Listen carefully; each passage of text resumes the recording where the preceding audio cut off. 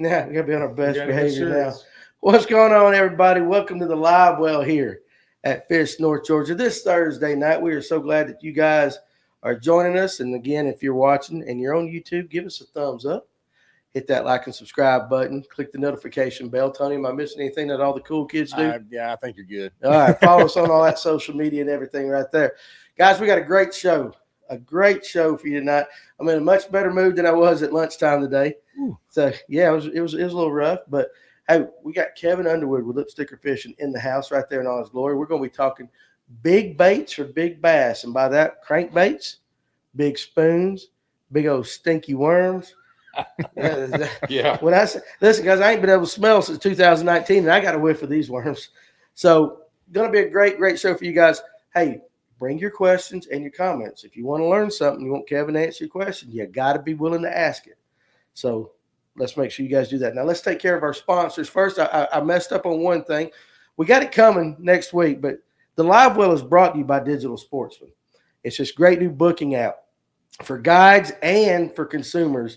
You'll be able to just, if you're a guide, you can get your business on there. We're doing one here at FNGO, a page. I'm going to talk to Kevin. You're going to be a premium guide for us.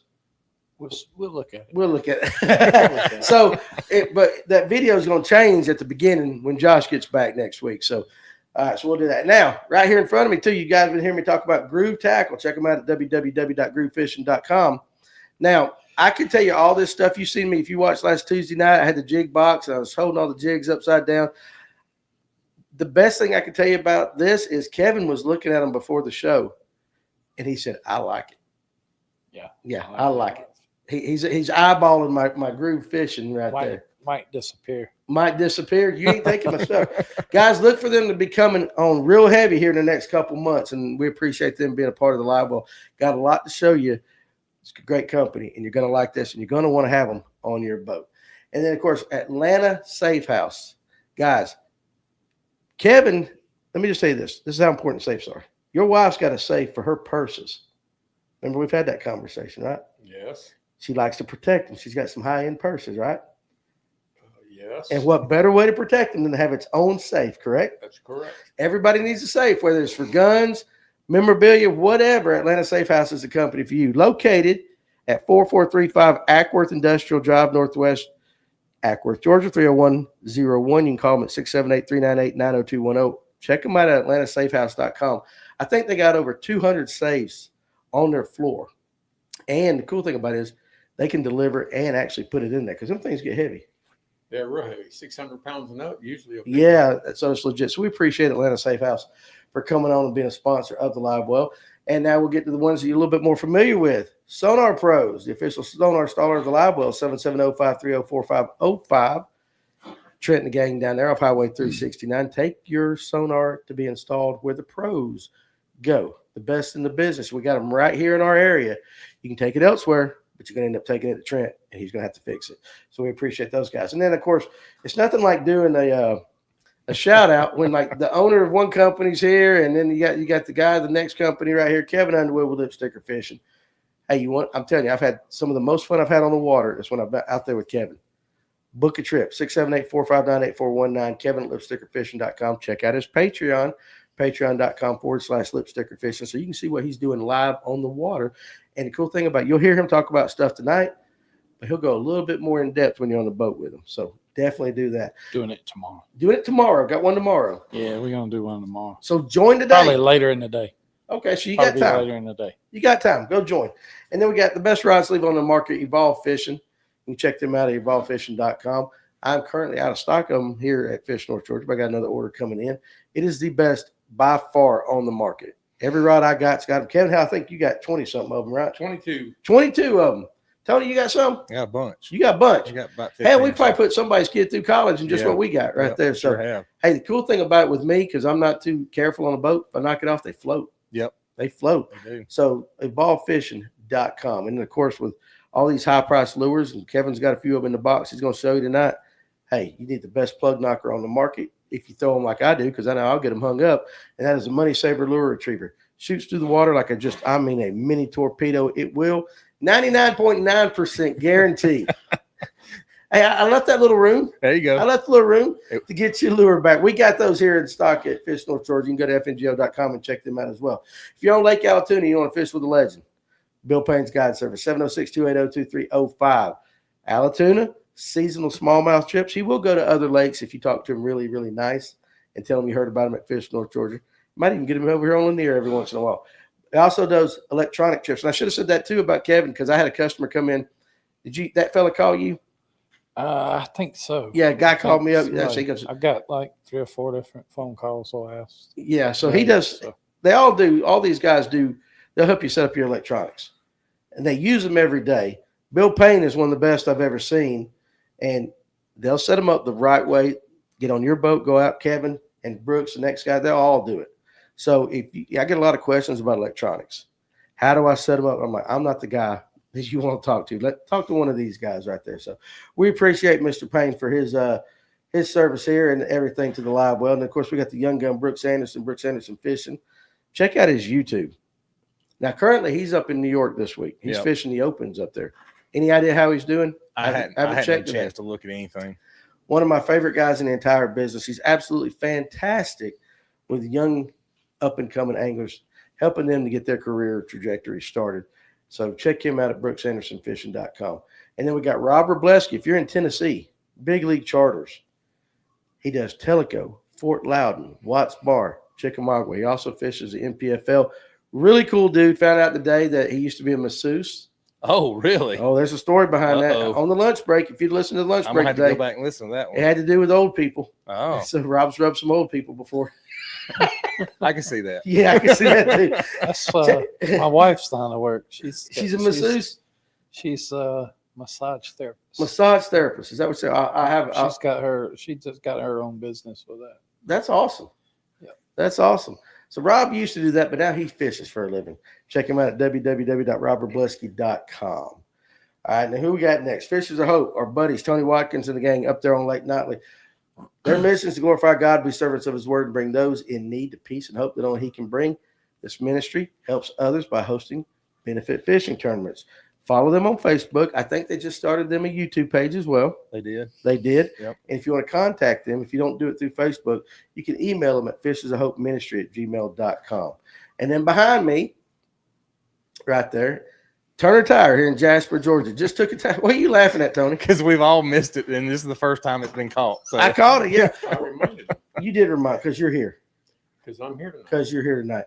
706-253-3339. I just took Clint Bartlett. He just got another tire replaced on his boat trailer. I don't know what Clint does, but they're great people. It's where I go get my tires. Brock and the guys up there that get you in, get you out. No Brock sitting there with that old country twang talking to you and everything.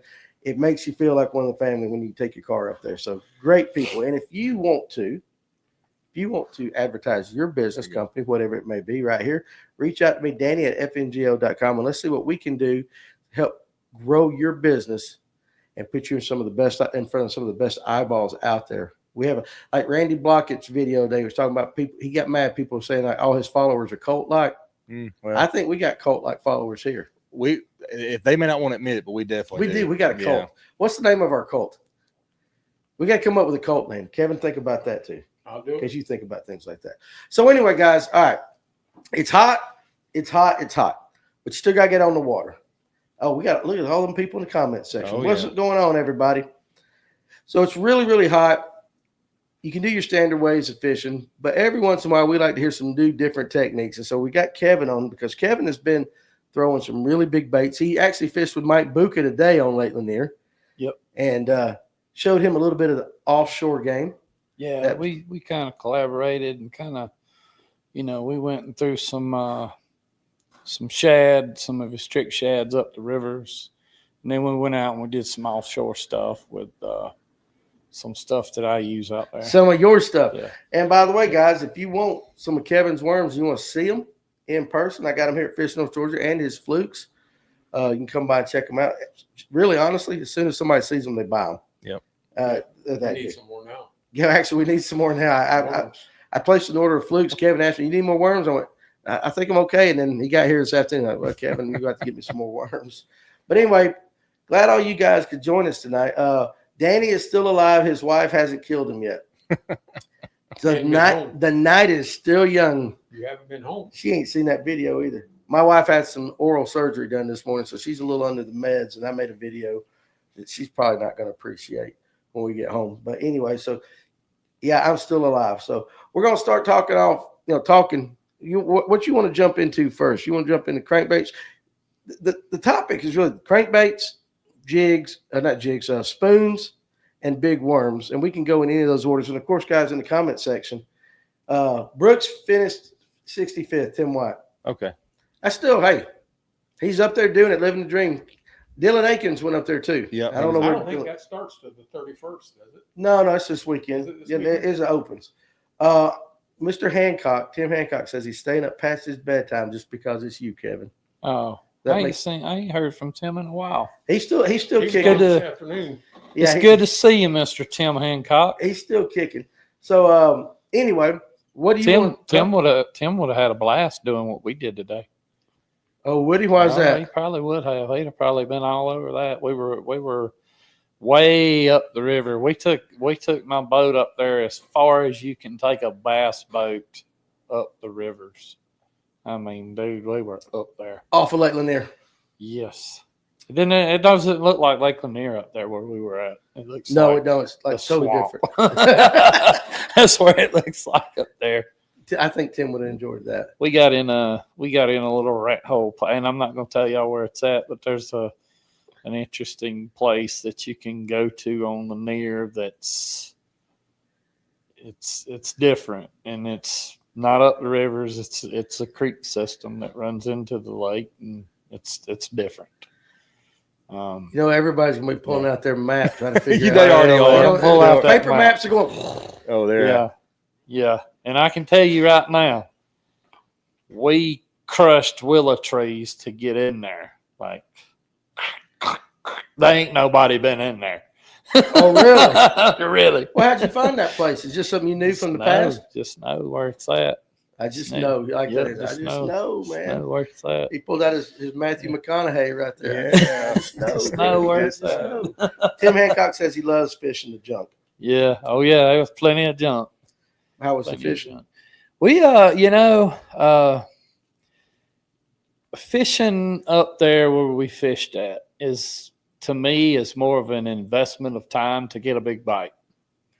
That's what Buka likes to do. Yeah. And I love fishing up there too.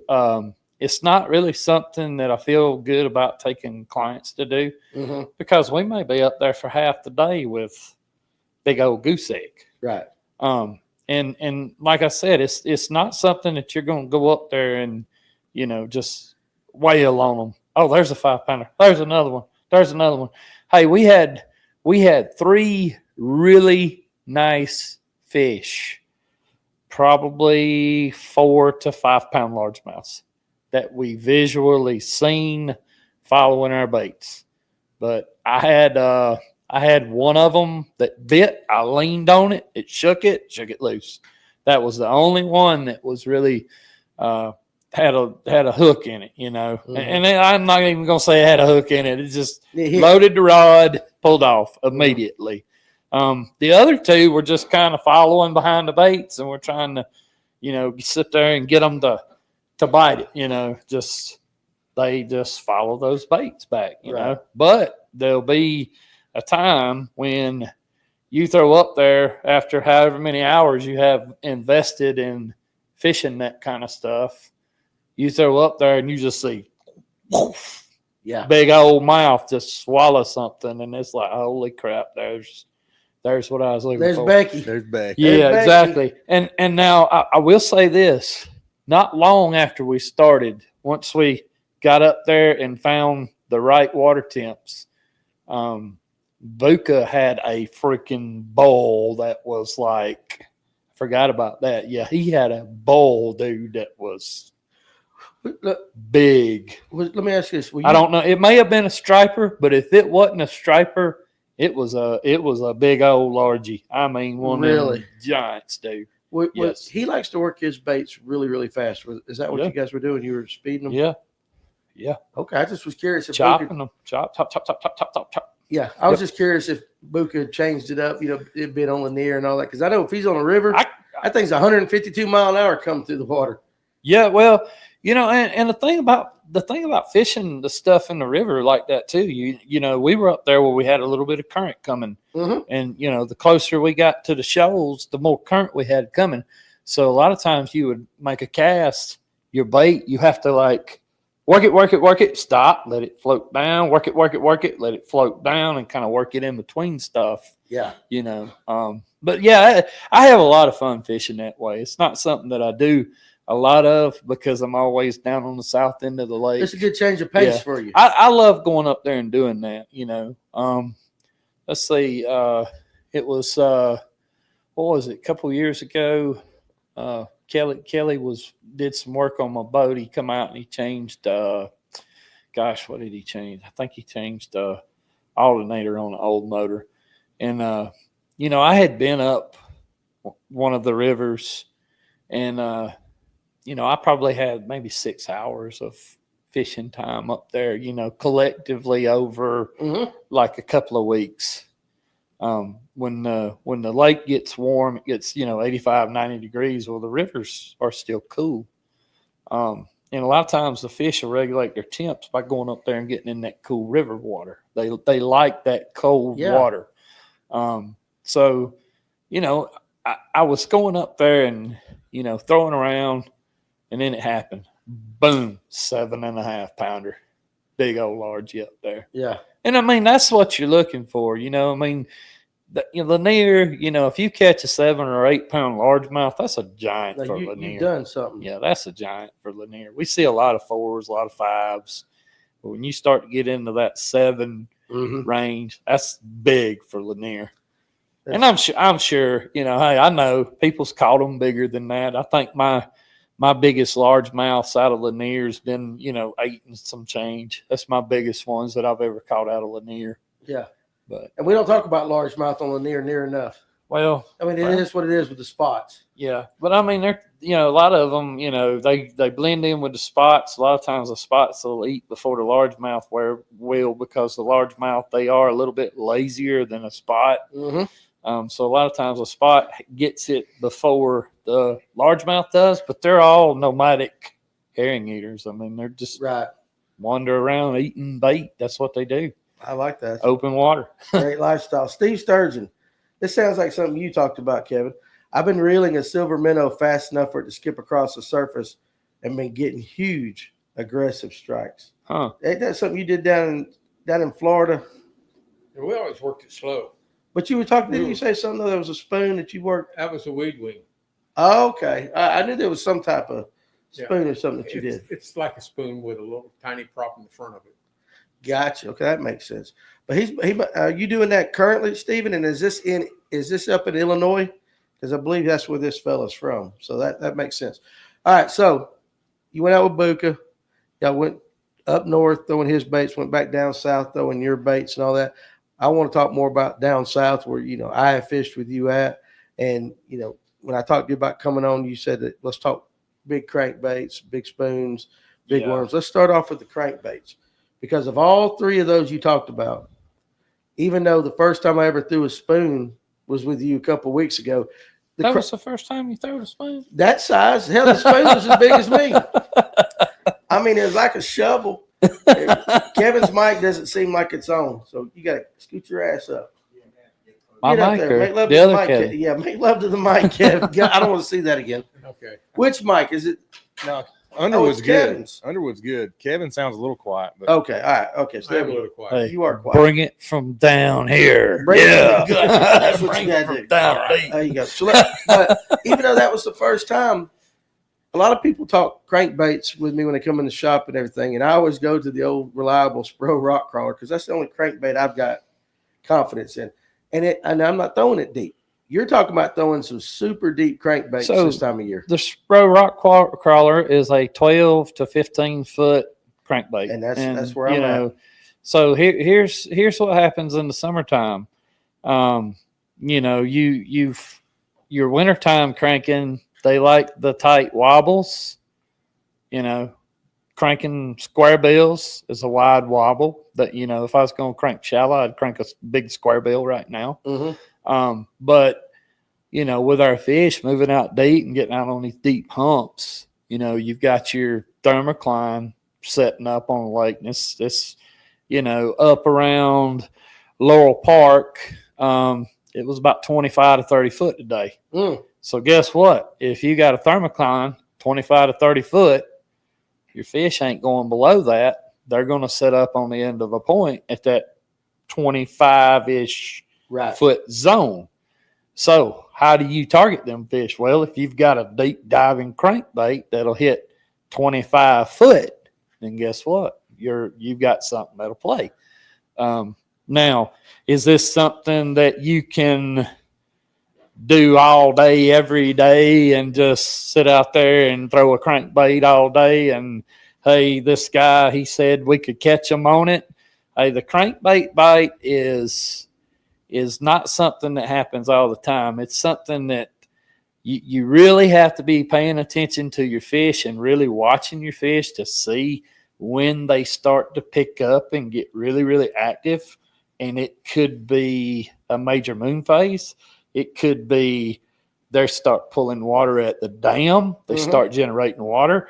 So, you know, that it is a very aggressive way to fish for them. And if your fish are in a, you know, a mellow, kind of lethargic, not really, you know, wanting to chase, you know, there's times when you can use a crankbait to fire the school up and get them active. Maybe they won't eat the crankbait, but maybe you could throw it out there and move them around a little bit and then catch them on a minnow or, you know, whatever. Everybody talks minnow and that's all you hear is minnow. But, you know, I still throw a lot of this stuff, you know, but you really have to pay attention. Like I was saying, it's not something that you're going to go out there and throw day in, day out and catch them on it. But when that window of opportunity happens, you need to pay attention to your fish.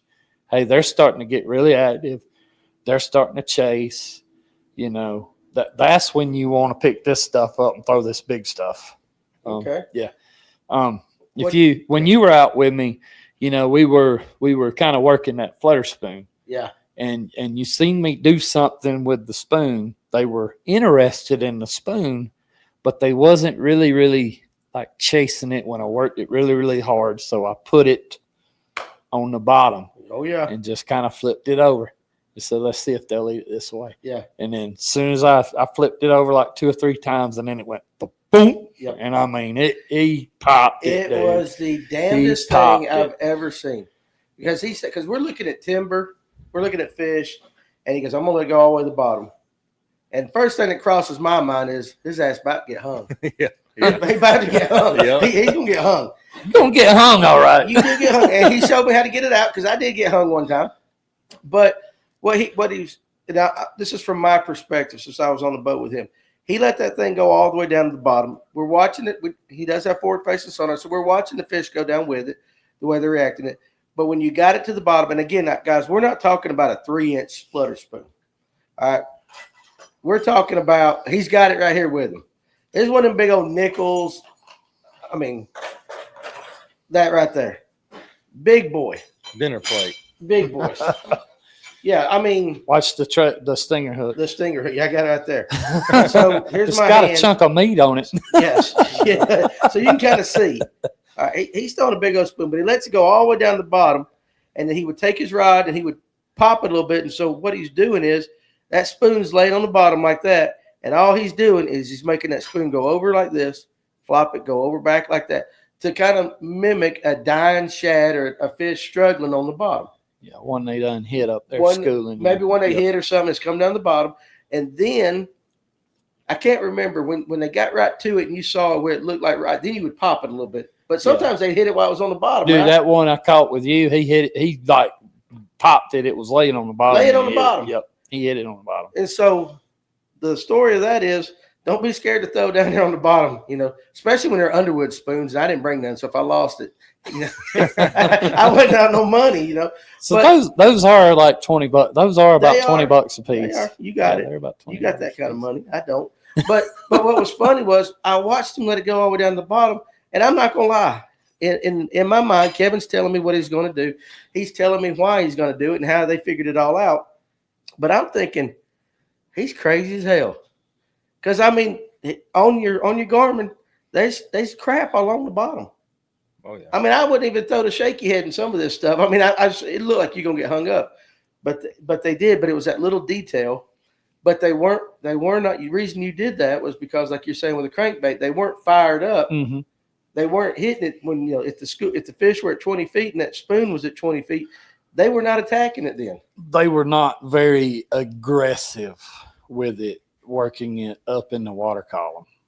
That particular group of fish wanted it, on the bottom. They did, but that's paying attention to the details, like you're saying. And that's what I'm saying. So when you're out there, and your fish are lethargic and they're not in that elevated I'm ready to eat aggression mode, then these are probably not the baits that you need to be throwing. Mm. You might want to drag something around.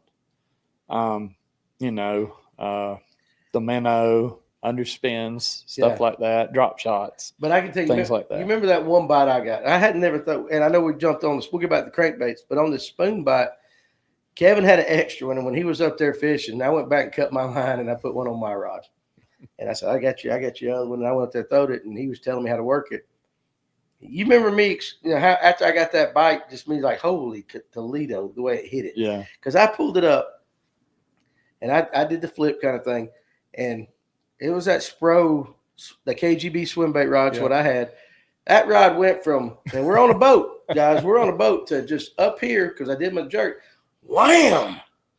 And I didn't get the fish and all that, but I was telling Kevin, I was like, good God, what a strike. Yeah. It was vicious. Yeah. It was vicious.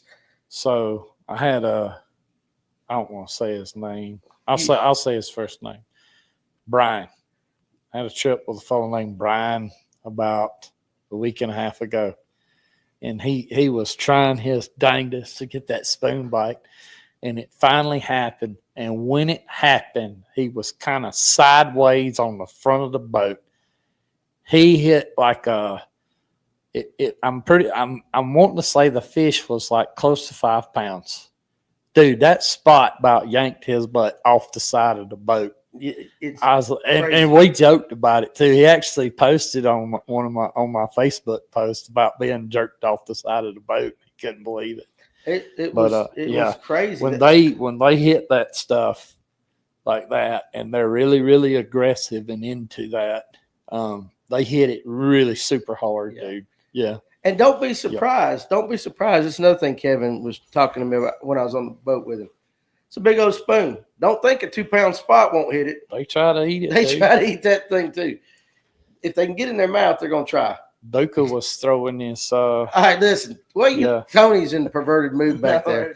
Because I said that. Listen, Tony. He was throwing. I'm wanting to say it was the 8-inch trick shad. I'm wanting to say it was an 8-inch trick shad, and he's laughing because I said if they can get it in their mouth, they'll eat it. And he's back there just being perverted. Oh, geez, sorry. Huh? We're having a serious conversation here. That's why I'm not laughing out loud. You're calling me out. Kevin Underwood's here trying to teach us, and you're back there thinking like that. Big girls like big things. Don't get him started. Don't get him started. He used to be so reserved too, didn't he? Oh, I've been corrupted. I've been corrupted. Hey, listen, you're going to start telling your wife, it's not me, it's who I hang around. That's my excuse for everything. Oh, goodness. Okay, I'm good. Yeah. So anyway, he's throwing this big shad up there, and he catches this spot, and I'm like, you reckon his eyeballs are bigger than his mouth? Well, yeah. Seriously, dude. They'll hit it. I mean, it wasn't like we didn't catch there wasn't. Most of the fish that we caught today were 2 to 3 pounders. That was it. That was all. Sometimes it's just days like that. That's the ones that are hitting. Now we caught a good number of them up there, and caught every single one of them on, some version of a trick shad. I was throwing the 6-inch trick shad. He was throwing a 5, and then he threw a little bitty one, and then he threw the one that was a little bigger. I kind of stuck with the 6 because I was getting bites on it and a lot of looks at it, so I stuck with that one. But it's just goes to show that, you know, all of these fish, they eat stuff like that. Yeah. Before we get back, and I don't want to forget it, Fred Ashcraft goes, what rod does he use for that spoon? I use an eye rod. It's for throwing like 2.5 to 4 ounce swim baits. Yeah. That's the rod I throw it on. And I think a spoon that size, I would definitely recommend throwing it on like the same kind of rod that you would throw glide baits on. Okay. Yeah.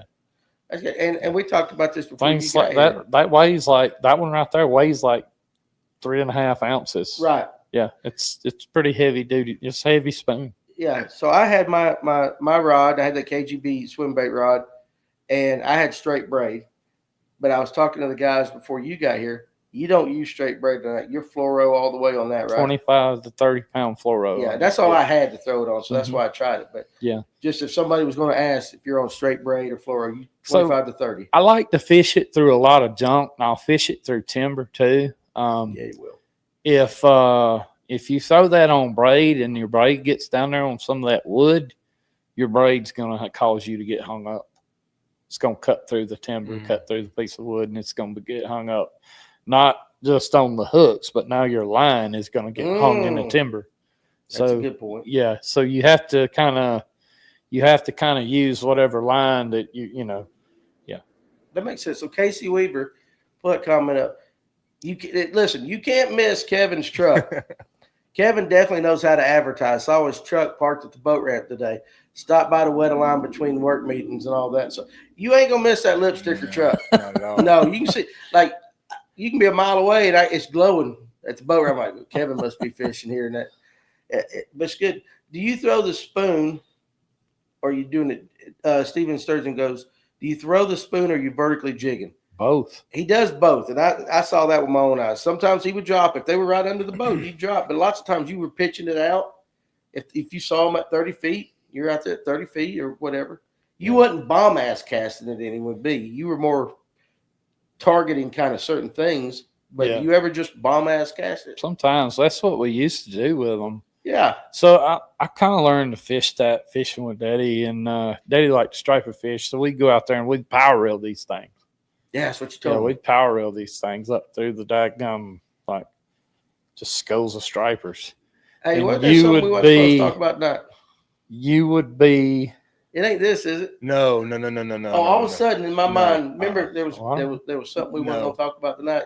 You know, and all of a sudden I thought, dang, I just said it. Yeah, this ain't it. Okay, good. Remind me if I start saying that. I don't even remember, but if I say it, huh? Oh, yes, I got it now. Never mind. Hey, listen, some of this information you got to come up here to get. This is for us. Never mind. All right, I done thought I crossed the line. Yeah, so you would power reel that thing out there. You'd be catching stripers on it, and all of a sudden, dang, there's a 4-pound spot. There's a 5-pound spot on it, you know, and they've always been out there eating that kind of stuff. So, you know, pre-forward facing sonar, you'd go up there and you'd fish your brush piles, you know. You'd stay hung up a lot too. Yeah. But you'd also take that spoon and you'd throw it out there to the front end of a channel swing. So like where your channel brushes the hump. Yeah, get up there, fish your brush on top of the hump, and then throw it out there off the end of the channel. Well, now all we got to do is look, fish the brush. All right, let's look out here and see if they're over here in the channel. Yep, there's some out there. Throw it out there. Or no, they ain't out there. Let's go. Now you don't even have to, you know, throw it if you don't see them on live scope out there. You just go to the next one. But, you know, if you didn't have live scope, like pre-live scope, that thing right there has so much draw and so much pull. When you throw it out there, it's gonna, every single fish out there on the end of that point or the end of that hump's gonna see that spoon. You said that with me. You're like, he said that. He goes, just because he goes, just because you're throwing it, they ain't moving. He goes, every fish knows it's there. Even if they're down in 40 feet of water and you're bringing something across the top. We were talking about that on your boat. They know you're in their bedroom. Yep. They know it's there. They know that's there. Yeah, they do. There is no way that they don't know that that's out there fluttering around. Just the action that it has and as much as it puts out. Now, that is a summertime deal. It's not like you're going to go out there and make – I mean, you might – if you could drag that in a ditch on the bottom in the wintertime, you might daggone catch some of the biggest spots that live in the lake. But you'd be hung up. Is there ever a time that you would downsize from a spoon this big? Yeah. And why would you downsize? Because they ain't eating it. Or yeah, that makes sense too. I would downsize from that one and throw this one. And that's the biggest size spoon I own.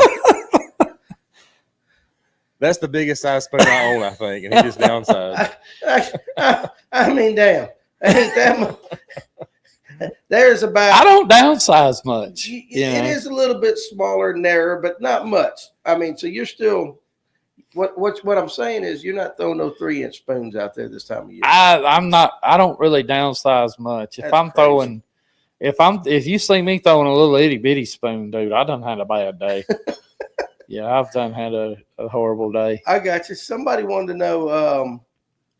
Stephen, do you get a lot of catfish in those channel swings?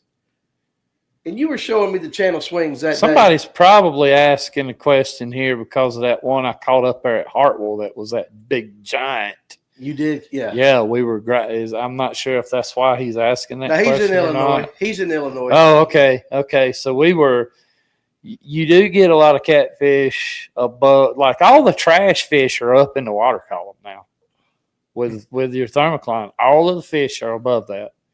So when you're out there and you're like, whether you're using your 2D, your down imaging, whatever it is that you're using, forward facing sonar, all of those fish that you see out there are not game fish, being striper or some form of a bass.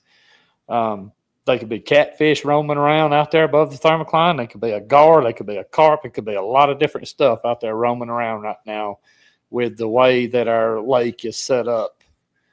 So, yeah. You see that? He said, those look like a couple of earlobe stretchers. You changed the hooks on those, Kevin? Huh? You changed the hooks on those? Do I change? No, I use the stock treble hooks until you can't use them no more or I lose the spoon. Eventually, I'm going to lose the spoon. But I put the stinger hooks on. Yeah, that is something too. I'll hold it. I don't know if you guys can see it. I put the stinger hooks on. He's got stinger hooks on the front. On both of these. Yeah. Yeah. I guess not. I mean, I've seen guys fish them both ways. A lot of guys don't fish with them. Why do you put the stinger? Just extra they hook? Hit that in right there. Yeah. I got a hook. I knew. Man, I keep getting bite on the spoon and I can't hook them, man. Well, let me ask you this. Yeah. You did this when I was with you. You go with a straight nickel. Do you ever go with the white or any other colors? I did down at Lake Sinclair with that dirtier water, and I fished that BFL down there, and I don't know if it was the spoon or if the bite just died because I had a white gold, so it was white on one side. I painted it. It was white on one side, gold on the other, and now I was getting bites on that. And I had caught one decent fish on it, and then I had threw it under where I was throwing it, and I had lost a really good largemouth, and then I hooked another one up, and it wrapped me up, and it broke it off. And after that happened, I didn't have another one that was the white gold combination, so I don't know if it was that particular, color combination. Or if my bite just died, I threw a solid white one, and I threw a solid gold one, and I couldn't get bit on any of it anymore. And I threw it for most of the day until I said, well, I got to catch a limit. And then I picked up a worm, and I caught my limit. You're right. Took them to weigh in.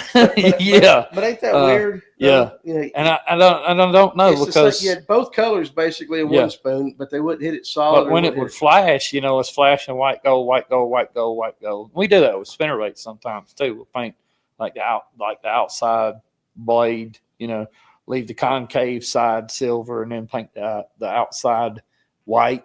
I have noticed that sometimes that gets bit a little better than the solid white or, solid painted blades or solid silver or gold or whatever. That one white and that one gold, it has like a bait fish flash, puts more flash out in the water. I think it draws them a little better, especially in dirtier water. All right. See, that's the juice you're not going to get anywhere else. That's right. You ain't going to hear that on Mercer. No. You ain't going to hear that on another one. You hear it right here. Go out there and try it. You know what? Two things are going to happen already. Somebody's going to be pulling up Google Earth looking for all them damn creeks, like that. And some of these guys are going to be going out in the garage looking for some white spray paint. They're going to be somebody going to be spray painting spoon or spinnerbait or something. There's at least one guy right now looking for that spoon on one of the websites. I'm sure. It ain't you. Normally, when Clint's over here shopping when we're talking to somebody. I can't do it running the board. Sometimes I have, but I can't do it running the board. So I got you pinned up right now. It keeps me honest. Yeah. Real quick, let's see. I'm going to do this one down below Country Boy, and then we're going to go back up to Alex. All right. Because Country Boy wants to know what brand and size stinger hook are you using? So I like a wider gap of a wacky hook. The hookups are a little better. Yeah. But I bend them out a lot. I'll change some hooks out a lot. That hook right there will be bent out in no time. He doesn't go by just a straight stinger, so he takes wacky. I like the I like the bite gap on the wacky here because you got a lot more. You got a lot more gap. They make a hook that is a stinger hook. Let's see, is that one on there? No, that's a hook that I used the other day because I was out of hooks. You see look at the difference. Just these two hooks right here. Oh yeah. See the difference here. Yeah, you can see the gap. Yeah. The gap. The gap on the wacky's got a lot more gap. And that one hooks up better. And you just take some braid and tie it on there. I tie it on with braid. Yes. Yeah. Yeah. I've got a little way to tie it on with a little braid. special way to tie it on. Now, Alex wanted to know, what adjustments do you make if they're chasing your spoon around fast and aggressive, but not eating it? Then I'd say this. Hey, first of all, try what he talked about earlier. Drop that thing to the bottom. Just try it. Because those fish were kind of following it. Yeah, they were following it around. But they wasn't. And you should watch this. Boom. Try to figure out, with any bait, there's always multiple ways to work it. I see it a lot working with people on the boat. They've got into their mind. They've ingrained themselves to work a bait one way. Yeah. Oh, I'm throwing a spook, so I got to walk my spook just like this because that's how it's supposed to walk, right? That's right. And I'm sitting there. I'm like, why? Burn that sucker across the surface and see if they'll eat. Now kill it. Burn it again. Kill it. Burn it. Kill it. Burn it. Kill it. Burn it. Kill it. Have you been on the boat? Bam! And he will tell it to you just like that. He will hurt your feelings over it. That's exactly like, what are you doing, Danny? Burn it, kill it. I'm like, yeah. I know. I've heard. Yeah, there's so many ways. There's so many ways to work a lure, and everybody's like, "Oh man, I'm tying this one on, and I got to work it this one way." There is no one way to work any bait. There's 50 million different ways to work any one lure, and the guys that figure out how to get the fish to eat whatever lure on any given day, those are the guys that are going to catch them. Yeah, that's even like fishing a worm. Like, God almighty, dude. Just think about a Nico worm. How many different ways is there to really fish that thing? You can rip it up off of the bottom and let it fall. Ooh, they're eating it on the fall. Or put a light weight in it and throw it out there and let it sink. Hey, it quit falling. There's so many different ways. You can drop it all the way to the bottom and dead stick it there. All right, we're going to leave it sit there. Hey, you know what? It just swam off. Set the hook. Yeah. There's so many different ways to work any one lure. So what I would say to answer that is play with the presentation and see, pay attention to what your fish are doing. We've got technology. You can watch them now. Figure out how they want the presentation. Figure out how they want the lure. Maybe they don't even want that lure. Maybe you can get them fired up with that, and then maybe you can throw your minnow back to them and catch them on that. Or maybe you can get them moving around with that. Maybe you can catch them on a worm or, whatever. Yeah. Maybe that's just a bait that you can fire them up with and get them active, and then throw something else that they'll eat. Yeah, it was 2 years ago, and I don't know if you remember this, but I was catching fish on a shaky head, but it just wasn't as hot as what it normally would have been. And I was talking to Kevin. He goes, and you may remember this. He said, "Won't you throw it on a lighter head?" And he said, and I did that. I went from throwing it on a quarter or whatever I was to like, I even got some of our Ned rig heads that are like an eighth or whatever, or some of them owner eighth shaky heads, and would throw it out. And he's like, "You'd be surprised at how many fish, if you slow it down, sometimes will hit it on the fall before it ever hits the water." Change the rate of fall. Change the rate of fall. Yep. Change the rate of fall. But it was throwing the same worm, and me like I'm just not getting bit the way you said. Change the rate of fall. Put it on a little lighter thing, and it went from one at it was boom. Oh hell, this is what they want. Now, I mean, it ain't like that every day, but that given tournament that I was fishing, that was the secret, just changing it up. So this right here, that right there falls faster than that. Oh, it's got to, yeah. It does. This sucker right here is like throwing a daggone hubcap or something. I mean, really. Yeah. That thing's gonna fall faster. Look, how many ounces you said that was? You changed the rate of fall.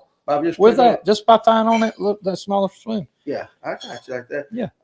Let's see. Somebody had a question about Carter's. Or is it just comment? Brad fishes Carter's all the time. That's his like.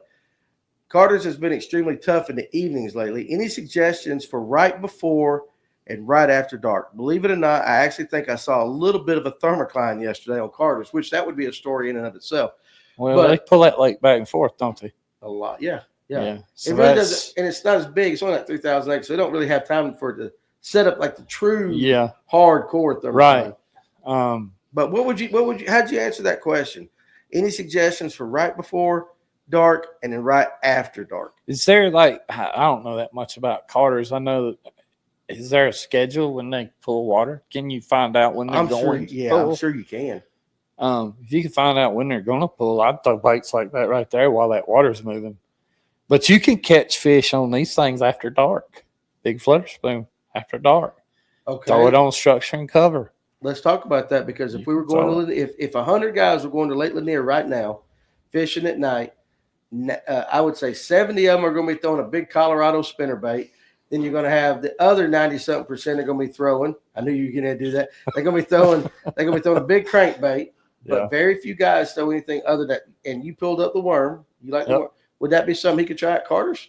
Carter's is like Lanier, but it's just deep as hell. I know but you probably want to pull up and fit. I would say, you're probably going to have a lull for a little while after it gets dark. So I don't know exactly what his time frame is. That's what Bill Payne always said. Later once it gets dark, I would start fishing like the structure, like the points, and I don't know. I would say if they pull it back and forth, I would question the thermocline thing. But if you do have a thermocline, I would say, figure out where it's at and the structure that drops off where it meets the thermocline. I'd put like a ribbon tail or something like that, or, throw my crankbait on that kind of stuff. Mm-hmm. I know there's probably 400 feet of water out there that's just open water. Get up there on the ends of points and places and try to fish places that fish will be pulling up to and nosing up to after it gets dark, Right. Yeah. So there you go. Try that. Carter's is a different breed of lake, though. It's just a different lake. What are you thinking so far, Kevin? I've never even fished. I've been to it. You asked never me to go. it, I know you've asked me to go twice. I have never fished that lake. We were going to go one day. You're taking notes on your phone? Oh, yeah. Tony can write it down, but I got to do it. Well, listen, I know when you get quiet. I mean, you're not as loud as I am, but I know when you get quiet, you're listening and you're He's absorbing. An encyclopedia. I mean, if you're not listening, you're missing. You know what I tell everybody? It's like Kevin Underwood is the smartest country boy I know. We think us. You know what it is? It's common sense. So if you think about it, what he's talking about. It is, but common sense is why lacking. Do we have to work it the same way? Downsizing, and we might think about it while we're out there, but we're so in tune with throwing that quarter ounce, we don't want to change. Right, for sure. No, it's true. That's what I tell everybody. I was going to say a minute ago, how many people I have seen argue with me online about a simple bait changing the bait a certain way, and they're like, "Oh my God, that's not how you do it." I mean, they're getting ingrained with it. Okay. Yeah, some of his posts. Yeah, I don't. He catches hell on some of those. But y'all know I hate a whopper plopper. Yeah. Chapo, all that stuff. But one time I went out with my cousin on Lanier, and I said, I'm gonna throw it. I actually did throw it, and I threw it over brush piles that he knew were there. And I plop, plop, plop, plop, plop, plop, plop, plop. Same boring crap as always. I got pissed off one time. I threw it, and I backlashed a little bit, and I'm like, can't catch no fish. And then I got rid of it, and I just jerked that son of a gun. I said, hell, and I did it 2 times. All of a sudden, 4-pound spot come and goes, boom, just blew it up, got it in. I'm like, well, maybe that's how you have to throw the whopper plopper. Except I threw it like that the rest of the damn day, didn't get a bite. Maybe it's that one fish, but it took something different to trigger that one fish. Mm-hmm. Yeah. Yep. So you talking about the whopper plopper? It kind of makes me think back. I did and it was for one day, and we figured this out. And then the next day we tried to replicate it, and we couldn't replicate it. The fish wouldn't come up for it. But for that one day, we were. Of course, we're trying to get big bites. We're not trying to go dink around and catch no bunch of dinks. So we're out there. We're like, man, these big ones are out here on the ends of these places. They're just out here kind of hunkered down a little bit, but roaming around, looking up at bait. And every once in a while, they'll come up and chase a bait. And this was like, I think it was around about the first or second week of May. So it was still pretty early. It wasn't like, oh, yeah, we're supposed to be getting that good June topwater bite, which we didn't really. Right. That was kind of weird. Mm-hmm. We started throwing, I picked up a whopper plopper. And what I was doing with it was I was trying to get the fish to kind of look up and get active because I knew they were out there. And I started ripping that kind of like what you're talking about. Kill it. You do that. We got a few bites that day on it, but every one of them fish was over 5 pounds that would come up and hit that. Yeah. Every single one of them. And it was just that little detail of the way that we were working that plopper that day. That was the only thing that them fish would come up and hit that we could figure out anyway. Just out of curiosity, how long would you let it sit before you would rip it again? Just for like 3, 4, 5 seconds. So kill it. And just something to break up the. See, when that 4-pounder come up and crushed it, I was like, "Oh hell, boys, it's on down." They caught a whopper plopper fish. I'm gonna win this tournament. I done got it figured out, and I didn't get. We only caught 3 doing that day, but every one of them was like a high 4 that day, and these were like post spawn fish, so they were some big ones out there doing that. So let me ask you this. When you say, did you fish that bait primarily all day? I mean, I'm sure you picked up some other stuff here and there, but did you kind of commit to the plopper? Once I seen what was coming up for it, I held it all day, dude. See, that's where my mistake probably was. I held it all day. Because I'd go to a spot and throw it once maybe, or maybe not. Oh, hell, I'll pick up shaky head or something like that. I could have maybe done better had I said, let's commit to it like that. So you have different mentalities. You have guys that are really, really good at catching a bunch of fish. They can go out there and they catch a bunch of fish, but they lack in catching big ones. That's me. Then you have guys that can go out there and they're like, man, I only got 6 bites all day, but I got 30 pounds. I got 22 pounds in the box. Right. And probably what it is they figured out, man, I can get a big bite on this whatever presentation that they got the big bite on. All right. And the mentality kicks in, and the just to have it up here and to be able to take the pressure to throw that bait and to only get a select number of bites, when you're sitting there thinking, man, I should be wrecking them. I should be catching the fool out of them right now. But throughout the day, throughout your 8-hour day, you get 5 big bites and you do well. Yeah. Versus, oh man, God, I gotta catch something. Yep. That's give me a drop shot. Give me something. I gotta put a fish on the boat. This just ain't gonna work. That's whichever side of that you fall into, You know, it's easy to say, oh, well, I'm going to do this all day. But when you really get out there and you get that pressure on you, you're like, man, I know, man, I'm fishing again. And you try not to worry about who's fishing. Don't ever worry about who's fishing. It don't matter who you're fishing against. They're not on your boat. They ain't got nothing to do with what you're doing. You have everything to do with it. As long as your motor runs good and your boat runs good, you ain't got nothing or nobody else to worry about except what you're doing. That's good advice. That's how you should fish. It's good advice, but you it's should hard. fish for your fish. Yeah, but it's hard. It's hard sometimes, no doubt. I'm going to go commit to a jig all day. I'm going to commit to a jig all day. And 20 cast in, and I ain't got the first damn bite.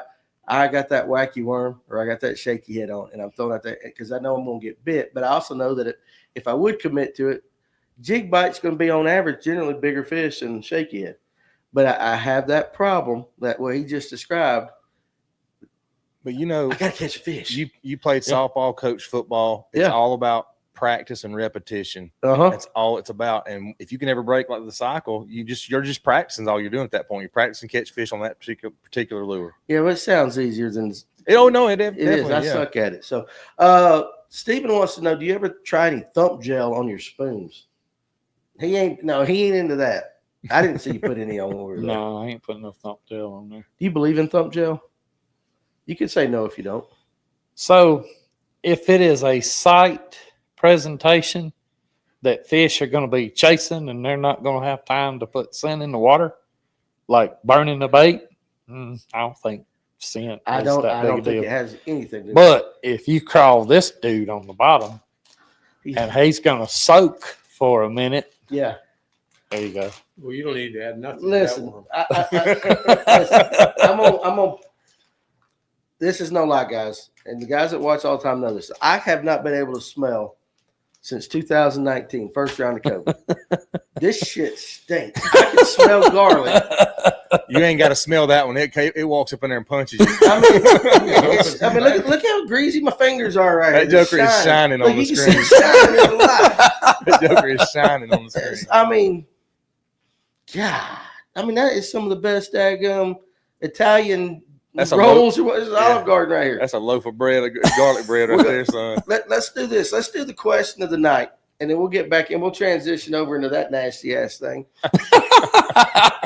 Hey, look, I'm gonna wipe it on my pants right here, and I guarantee you, I'll wash them. They'll still smell like garlic or whatever the hell that is. It'd be a stain. At least it ain't. Hey, at least it ain't like shad or something. And then my wife's gonna be questioning. So have you smelled those DS worms? Have you opened up a pack of them? DS worms? Yeah, drop shot. The ones he's. Yeah. Oh yes, and I've had several customers open it up. Yes, and they talk about it. These are the ones that Kevin makes. Yes, I've had quite a few comments. So things like that, I think, are. But a drop shot, you're putting it down there. Yeah, so that makes down sense. There hanging out with them for a minute. So that makes sense. So scent on something that's like a soft plastic. I think scent on a soft plastic is good. Of course, the way I fish my underspin, I still put scent on my float. Because you might fish them slow too. You might you can shake them in with those fluke style baits as well, and that's why I sent those. I got you. Watch this. Yeah. The question tonight's gonna be so damn hard tonight that whoever wins they get a free fishing trip with Kevin. No, we ain't doing that. I'll give you. I'll throw out. I got a blue Fish North Georgia visor if you get this, but I'm gonna tell you right now, guys, you ain't gonna get it. Are we going with the first one or the second? Second one. So you ain't gonna get it. But anyway, let's talk about Serve IT real quick, guys. If you got a company, big or small, no matter what, you have IT needs, and Serve IT is the company for you. They got one of the best processes. They're American owned. They absolutely 100% deliver the best customer service out there, and it's good people. And I'm just telling you, even if you got a small company, trust me, IT is so important. So go to serveit.com, check them out. We appreciate their support here on the Livewell. Now, again, guys, and another thing too, don't be emailing me, sending me messages or anything like that, fussing about how hard Kevin's question is, because he's still on a little bit of medication. No. So he's coming off of medication and he's fiending right now. So he's got withdrawal symptoms. And so he came up with this question right before the show started. So I'm going to tell you right now, listen, guys, Is this even public knowledge? There's no way they can find this out. No. So You can't AI this. you that's can't for sure. AI. I'm not going to be giving away shit tonight, basically, is what we're saying. But you guys play along anyway. Go ahead, Kevin. Throw that question out there. All right, here's the question, and I'll read it twice. Kevin Underwood with lipsticker fishing crushed 3 Plano Edge tackle boxes. What caused him to do it, and how did he crush them? You want to show them the box? That's one of the boxes. That's one. Yeah, that ain't the crushed one, is it? No. No, but that's the kind of box he That's crushed. the box I crushed. So read it again one more time. Kevin Underwood, lipsticker fishing, crushed 3 Plano Edge tackle boxes.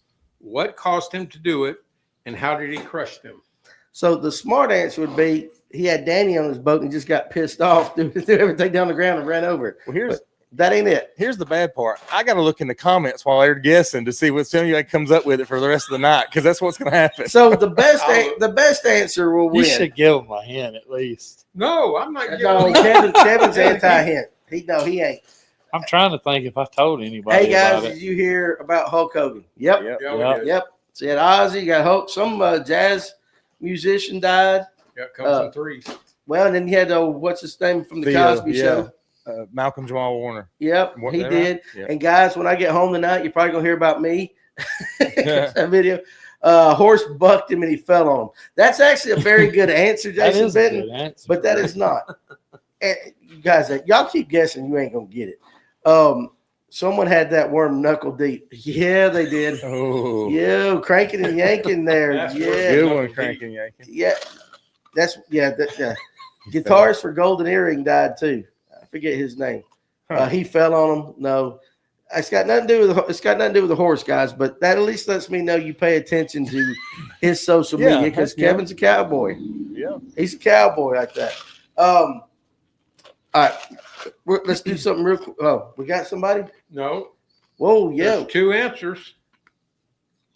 Damn, Kevin. Well, Yep. that's their hint then. That's your hint, Casey Weaver. I'm gonna tell you right now, you're halfway there.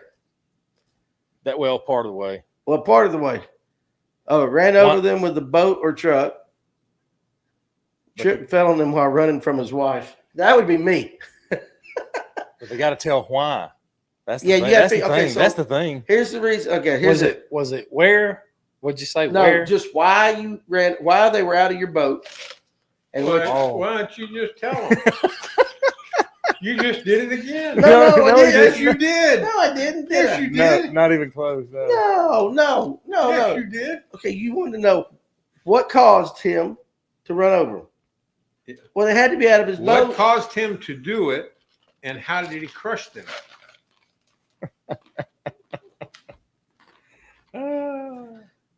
I'm speechless.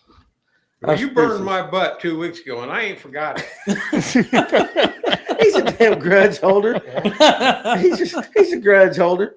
But anyway, okay, I ain't saying nothing else about it. You guys just keep guessing it, because I ain't getting spanked by Father Time over here before he leaves. He's gonna be fussing at me. He feeds me on Thursday night. So repeat the question one more time. All right. Kevin Underwood with lipsticker fishing crushed 3 Plano Edge tackle boxes. What caused him to do it, and how did he crush them? Okay, so can I say something? Gary Heath is You want to tell him the answer? no, hell no. Gary Heath is at least kind of on the. He's sniffing around. He's sniffing. Gary Heath is sniffing. That's a pretty good clue. It is a good clue, and he said it. So I mean, he wasn't using them as wheel chocks or nothing like that. I'll be honest with you. If somebody gets this, even with hints, I'd be shocked. To put it all together, yeah. You'll put it together. So just Well, look. you wanted a question. You hell yeah. I'm really surprised they've gotten as close as they've gotten. I know. That's what I'm saying. I mean, for Now listen. Here comes cranking and yanking his smart ass daggum live scope. He tripped over them while looking down at his live scope screen and tossed them out and ran over them. No, cranking and yanking. he's not a live scope guy, is he? No, he Yeah, don't he like it don't- at yeah. all. Hey, so we can go either way. Yeah, no, Kevin. We did, Kevin I can don't fish care. either way. He Yeah, don't care. that right there is a hammer. He's a hammer. Yes. Owner off. Yeah, screen. so it Yeah. We fished all day today for 90% of the day without it. yeah. Oh yeah, for sure. We caught fish. Yeah, absolutely. So you keep reading, and I'm gonna keep talking to Kevin. Will that work right there? Yeah, sure. You got it. All right. I So got it. I want while they're doing it, and I ain't giving no more hints. Before we get into the crankbaits, because I want to spend some time on the crankbaits. that one's. He's Mm. close. I'm not going to say who, but he's close. That one's right there at it. If you want to give it to him, that's okay. We'll be here all night. All right, we're going to give it to Casey Weaver. So Casey's answer was he had a leak in the boat and used them to cover the hole. He ran over them after he fell off the boat. But What it was one of his compartments got wet, and he set 3 Plano boxes in his garage, then proceeded to back the boat over them.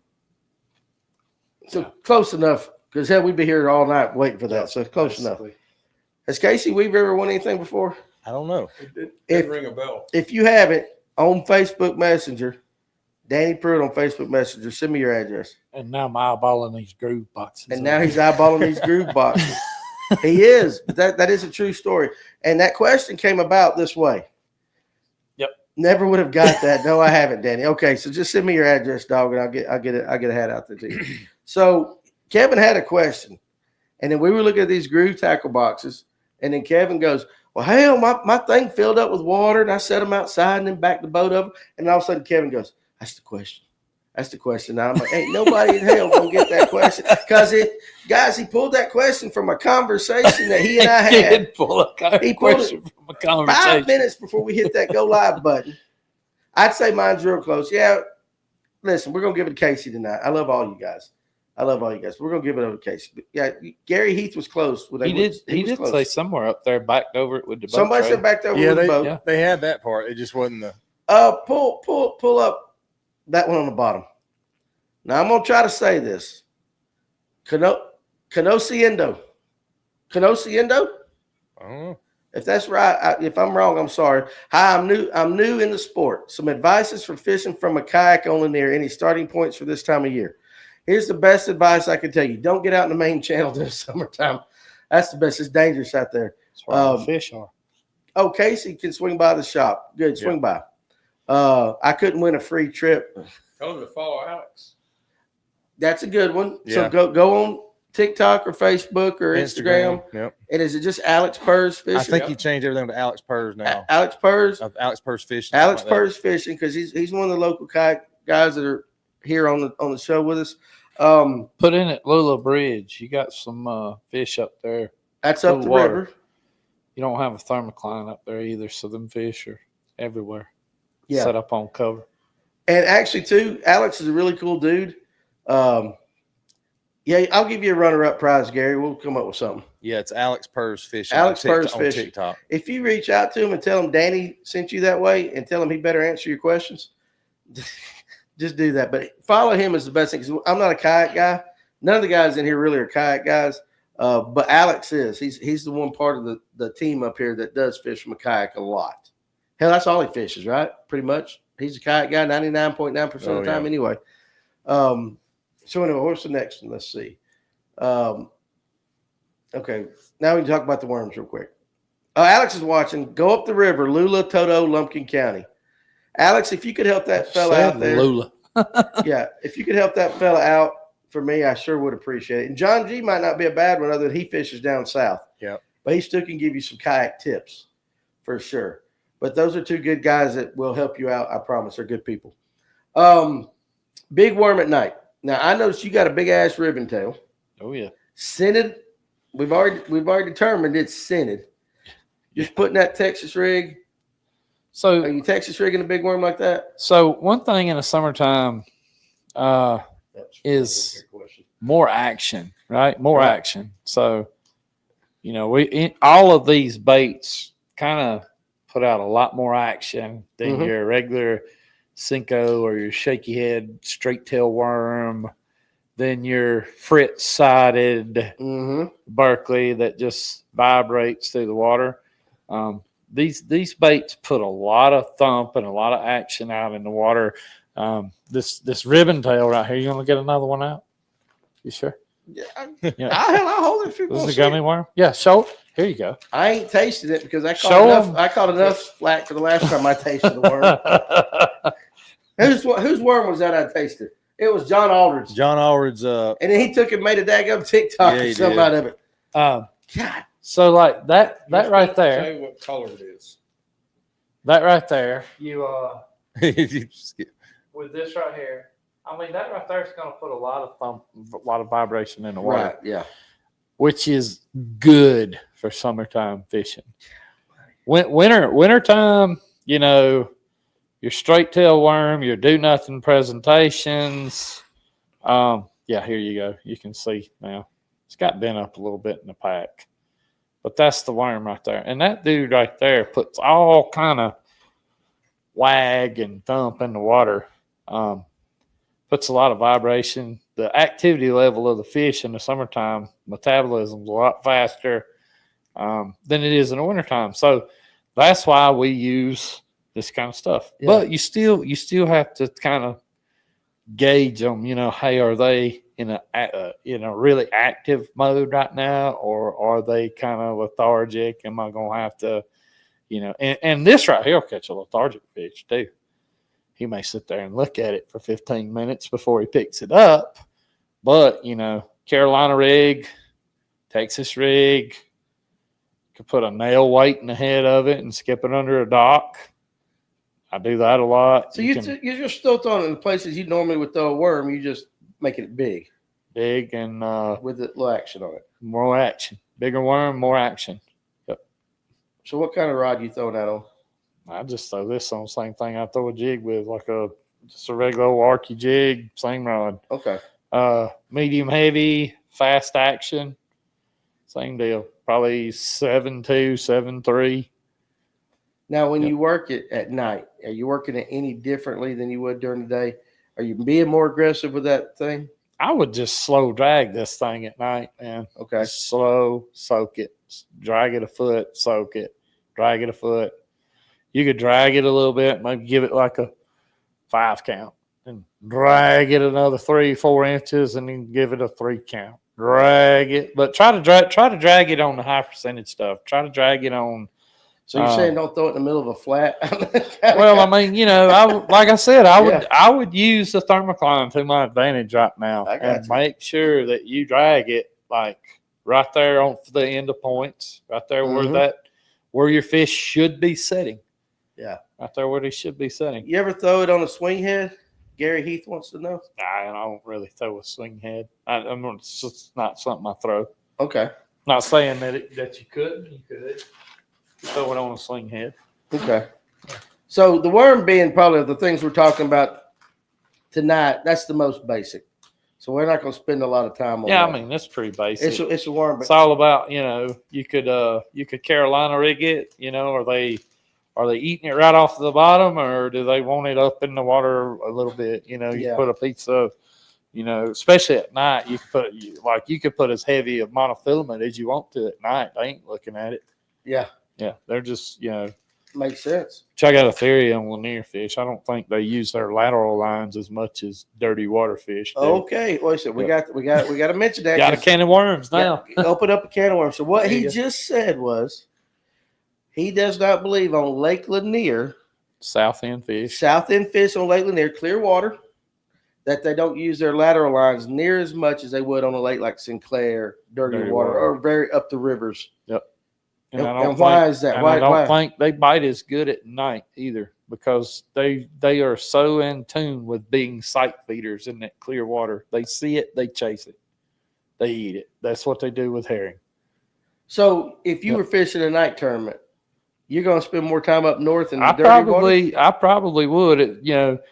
Last time I fished some night tournaments, I tried to catch what I could catch before the sun went down, and then I spent the rest of the night up.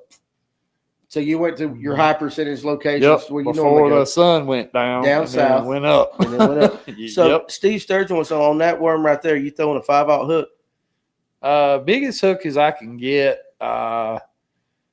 Not like either a 5/0 would work with that worm. That's a big worm. That's like a 12.5-inch worm, I believe. I think that's a 12. I bought those Magnum worms, the ones like you tasted, and I think I bought the Hog Farmer heads. I think they had like a 7/0. with them, I think. Yeah. So guys, I use just a offset regular old worm hook, but I'm trying to think.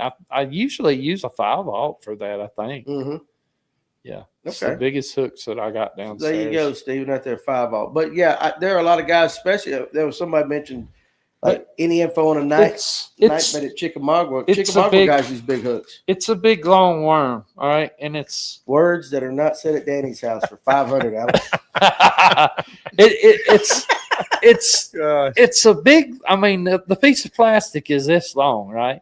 Yeah. But when a fish sucks this thing in, all right, and now here's the thing with the hooks. Here we go. Drop the juice. He's got this worm now in his mouth. Now, how big is the worm? Not very big. It's not as big as it was. And lots of times then you set the daggone hook, and it rips through the worm and sticks him somewhere inside of his mouth. But look how you can ball it up, dude. And that's what a fish is going to do. A fish is going to go up there. He's going to pull that water over his gills, and he's going to slurp that thing up. And now it's in a little bitty ball. So is it really as big of a worm as it looks? Yeah, it's a long profile. Yeah, man, that's a big worm. But like when they crumple that thing up into their mouth. Now, I mean, there are times when he comes over there and he's swimming with it. Yeah. And then you set the hook and you're like, dadgum, where's my tail? I need another worm. Yeah, right. I mean, there's times when that happens too, but when they're really eating it good, dude, they got that thing in their mouth. Makes perfect sense to me. And if you give them a little bit of, like when you feel that bite, if you give them a few seconds with the worm, yeah, just let them hang on to it for a second or two, then set the hook on that thing. Yeah, give them time to get it. Believe me, they gonna like eating that, dude. That tastes good, man. You sure you don't want to try one? You can try your worm. You want to? I mean, I'll oh.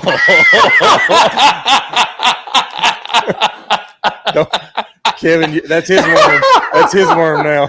Oh, do I get to keep this? That's Danny's worm now. Yeah, you might not want to put that back there. It tastes like wintergreen. Oh man. What did you say? It dip tasted like dip. You said dip. Really?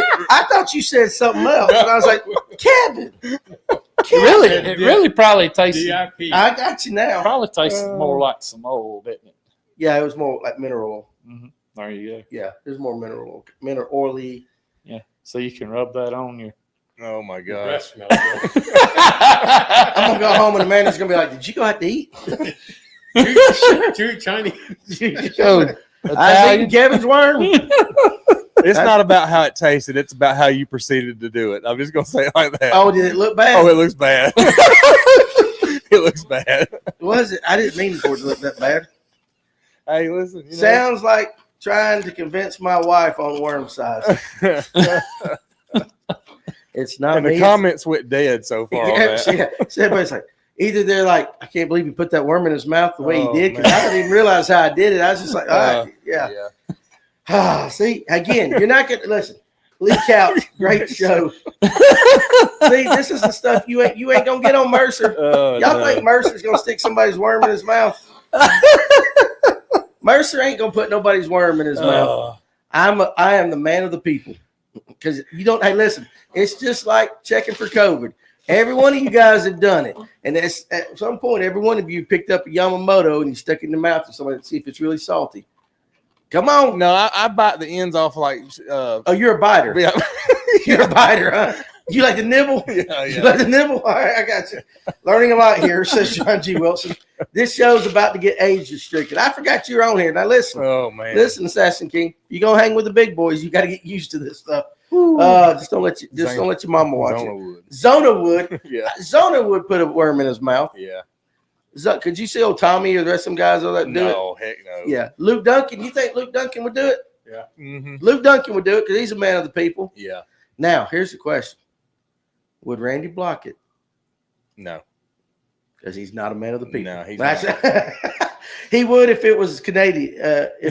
He would if he was Canadian. I don't even know what the hell that means, but it sounded Canadian funny. bacon. Worm in the mouth, finger in the butt, not sure.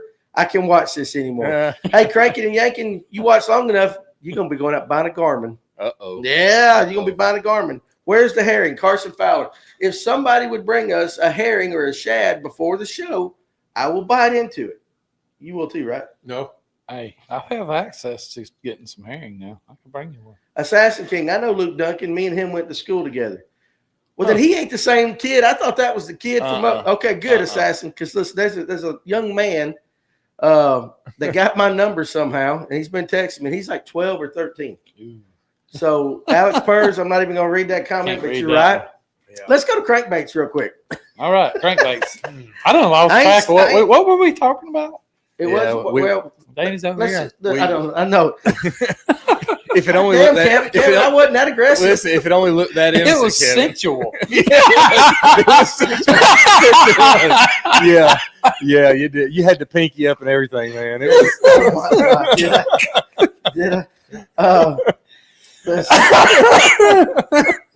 Oh my goodness. Oh, Eric. Eric. I'm sorry. I'm sorry. Yeah, I'm still holding my phone in my hand, waiting on your call about the alcohol. I'm sorry, buddy. Oh no. I will call you. I will call you after the show. How about that? After the show. Oh, my bad. My bad. You see what I did with you. I apologize. All right. So okay. Let's talk crankbaits. Yeah, let's go. Let's actually go back to fishing. Now that I have ruined my manhood with one. Now, these crankbaits, the only one that I own 2 of these crankbaits. I actually own this. I bet you own the Spros. I own the Spros. Now, I have tried to throw this a couple times. And I mean, you talking about having a lack of confidence. And I mean, you guys see it. I'm pretty confident in, throwing myself out there. But you put that thing, and that's a small one of what you got right here. Mm-hmm. Yes. But even that right there, I have zero confidence in throwing a big crankbait like that. Number one, because I don't do it very often. But number 2, I'm like, where the hell am I throwing this? What am I targeting? I'm a bank beater by nature. So it being a small one, but all of these things, what are we doing with these crankbaits this time of year right now? So crankbaits this time of the year, again, you want to, is it something that you can go out there and do every day and be successful? No. But when you see that opportunity, what I've been doing recently is, if there's fish up in timber down on the south end of the lake, or if they're in a brush pile that I can hit with the crankbaits, mm-hmm. I will throw them on the south end of the lake. If the fish are active enough to eat those things. If they're not, what I would do is I would go up the lake and try to find where your thermocline is a little bit shallower. So like where you have down south, let's say you have a thermocline, it might be set up at 45 foot.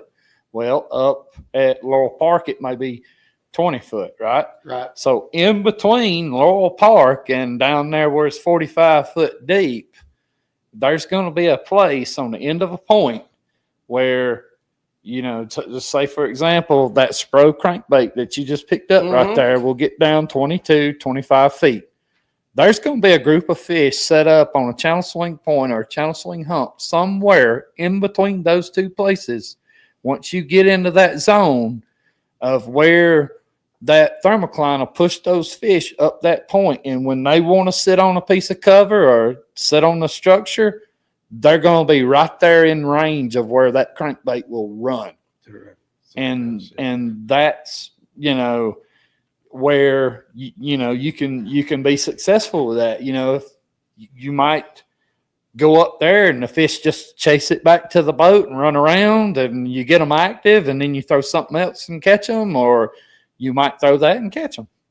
Or it might be one of them deals where you just have to cover a lot of water and get what bites you can get, and then, get good bites. Right. So that's something. What makes it in your mind when you go out? Let's say you got a client, just you going out fishing, or me and you go out fishing, and you say, all right, today's a crankbait day. What is it in your mind that makes you determine that? Just the activity level of the fish.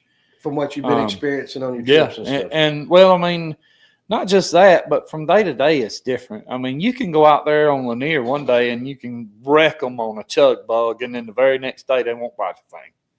They don't come up for it. If now they're out in the channel roaming around. And let's see. I guess we'll give this away. So go ahead. So we'll give something away. So you have in the summertime, you have, and we're going to relate that. We're going to put us in the equation, what we do to get people to understand it. So we are at home. We're laying on the couch. We're not doing nothing. Hey, let's get up. Let's go to town. Let's go eat dinner. Okay. So we get up from our homes. We get dressed, put our clothes on. We go out to town. We go to Outback. We go wherever to eat. Then we come back home. We turn on the TV. We sit back down on the couch. We lay around and we're watching television. So the way the herring lake's set up, all that herring is out in the channels. All right. That brush pile, for the time being, throughout the summer, on the end of that point is home. So he's up there. He's at home. He's not really, at times, he may not be very active, right? He goes out here when he's going out to dinner to eat. He's active. He's actively going to feed, actively going to hunt, and a lot of guys have been catching them on the minnows out there. You can go out there, catch them on the underspin. That's things that are going on right now. So when they're up there on them points and they're inactive, a lot of times this bait right here can come into play to get those fish to fire up. You're running that crankbait through there. You done threw your minnow at them 15 times. They won't even move off the brush pile.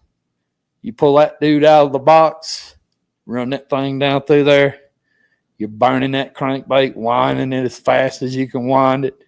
Here's your brush pile. Boom, it hits the brush pile. All the fish scatter around. Hey, we got to get, and then they go to chasing it, and then you catch one. So that's kind of where your crankbait could come into play. Of course, again, you kind of use the way the water column is set up right now to position your fish. They can't go below the thermocline, right? Right. So you use the way the water column set up to position your fish where you can target them with the spro will get down 22 to 25 foot. Well, if your thermocline's deeper than that, then this one right here get down a little deeper. What is that? That's a Megabass 7.5. Okay. And it's got a lot of teeth marks on it. I was noticing that. It does. It's got a lot of teeth marks on it. I catch a bunch of them on that right there. That thing will get down there. I can get that down there about 25 to 28. A good long cast. The thing about it is, and I always tell clients this too. So when you're cranking, your crankbait pattern out there in front of your boat is kind of like an upside down triangle. So you have the surface of the water. Yep.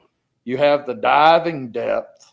Then you have the working zone for that crankbait, and then you pull it back up to the boat through the water column.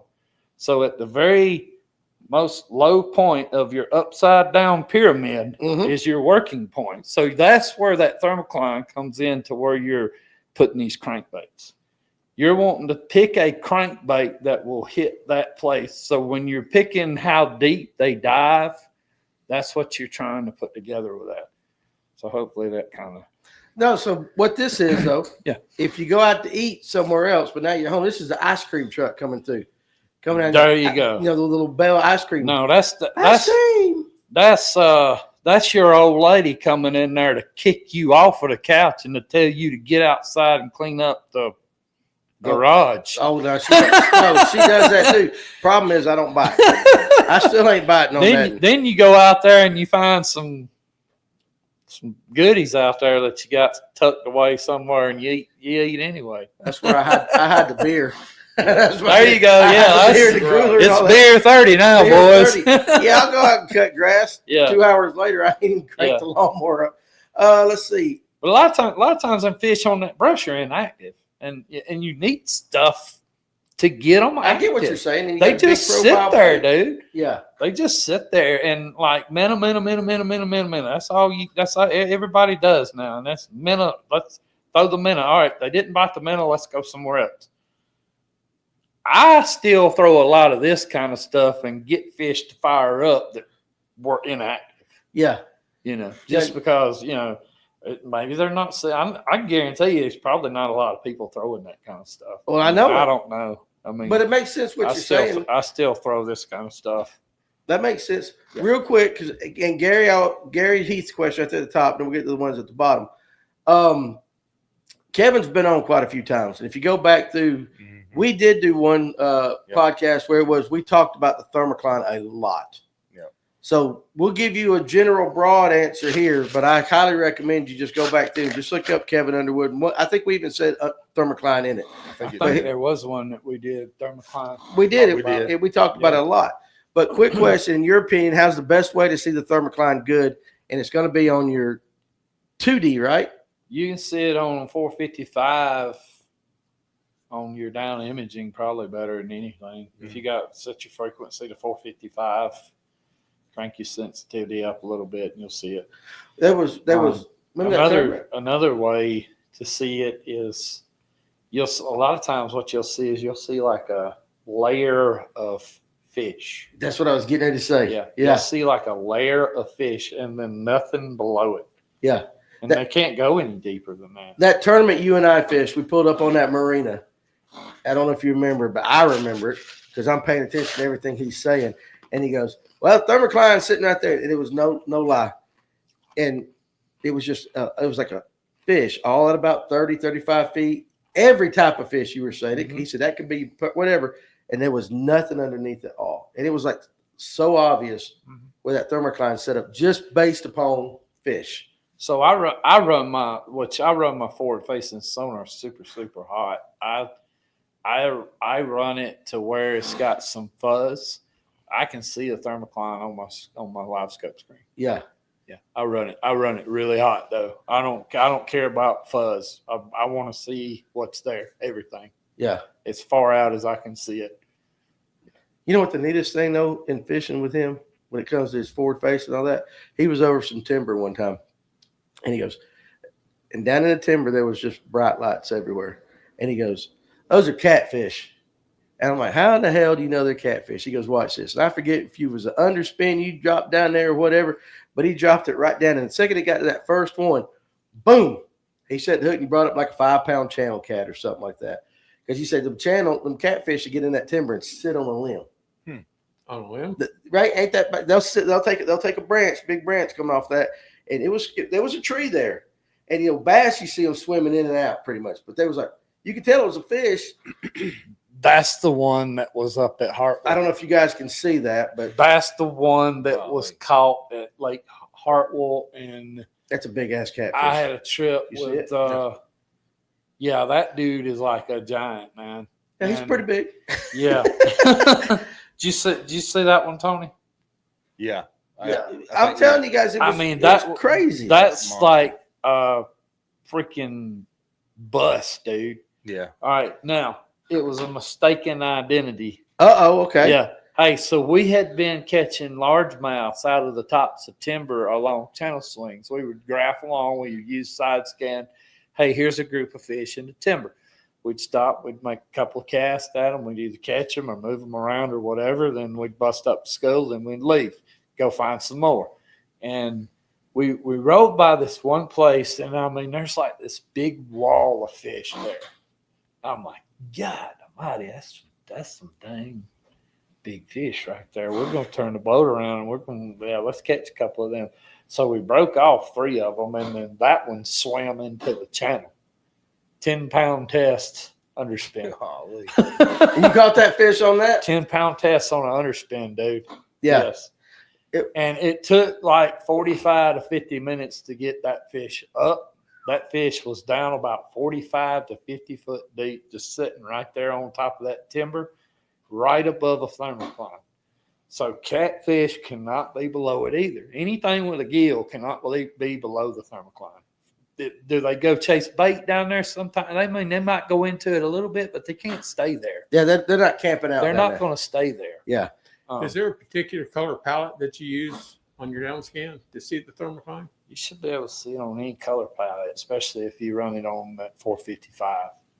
That 455, it shoots a lot. What is yours? It's a grayish color, ain't Now it? you can see it a lot. You can see it a lot better on a Humminbird than you can other drafts, in my opinion.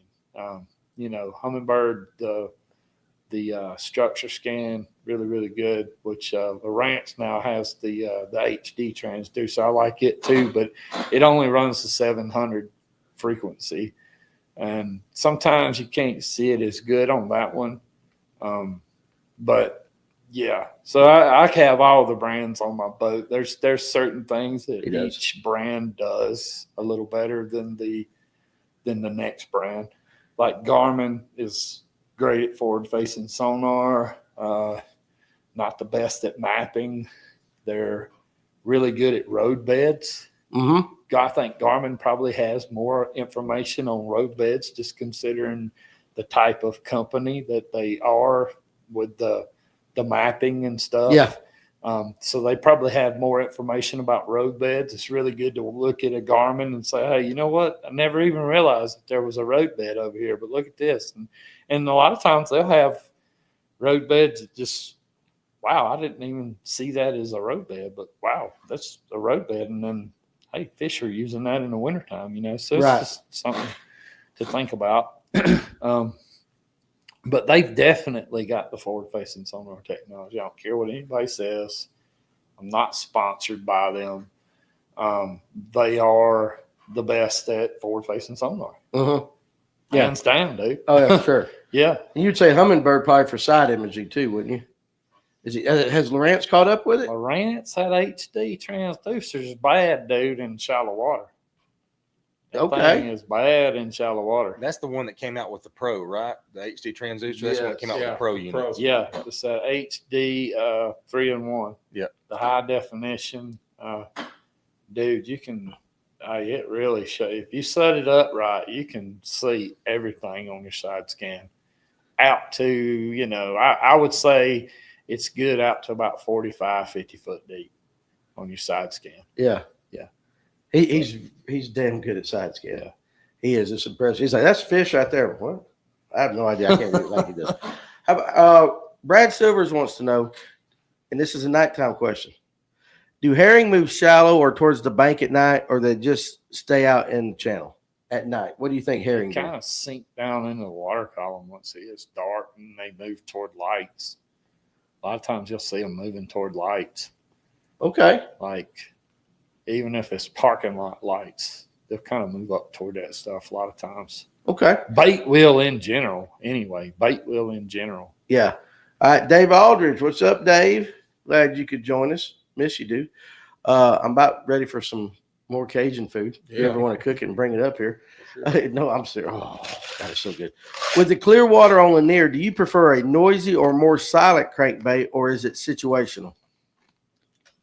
Every one of these got something in it, right?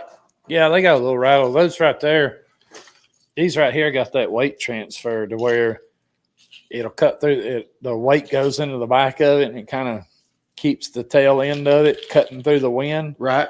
Then if you bump it, once it's down, if it's diving depth, you bump it and that little weight transfer will roll forward. It'll get a little deeper. Right. Yeah.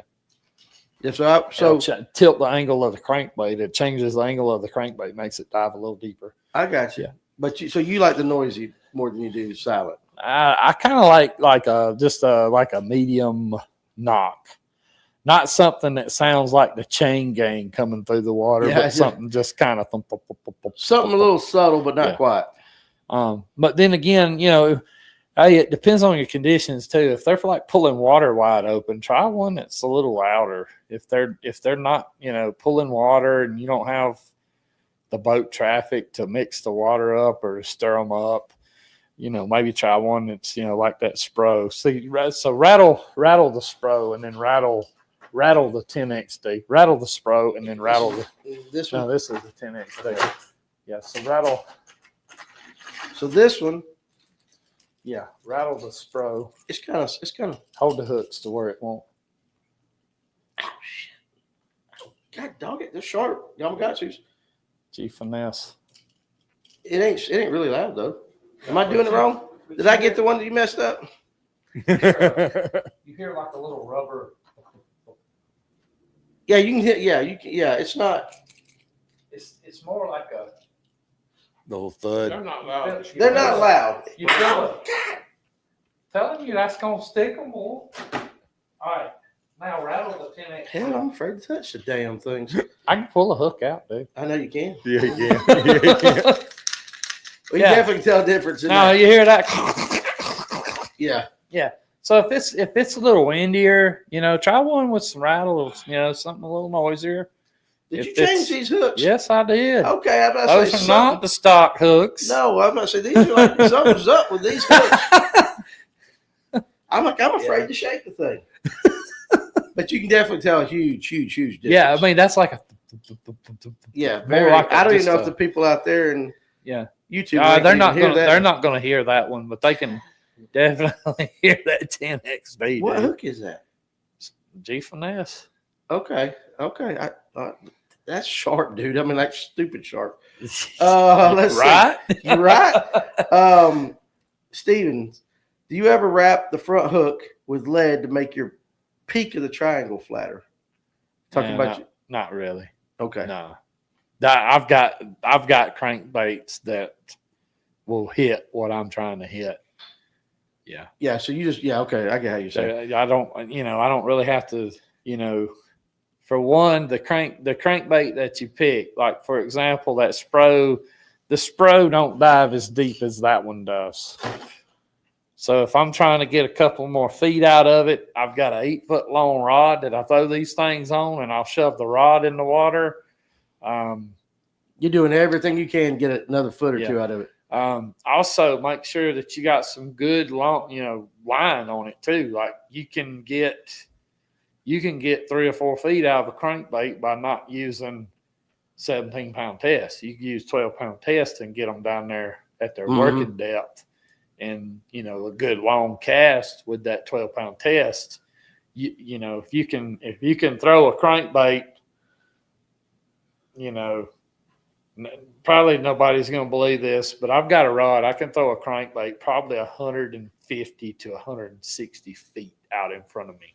Yeah. Yeah. I've seen you cast. I believe it. So when that is that distance, it's going to reach the maximum depth that it can possibly get to. Yeah. You got to get it out there. You ain't making no 40-foot cast and getting a crankbait. So like you Work see these right. guys on the beach with these big surf rods and they're like slinging these lures like way out there. It's kind of sort of a rod like that, except it's 8 foot long.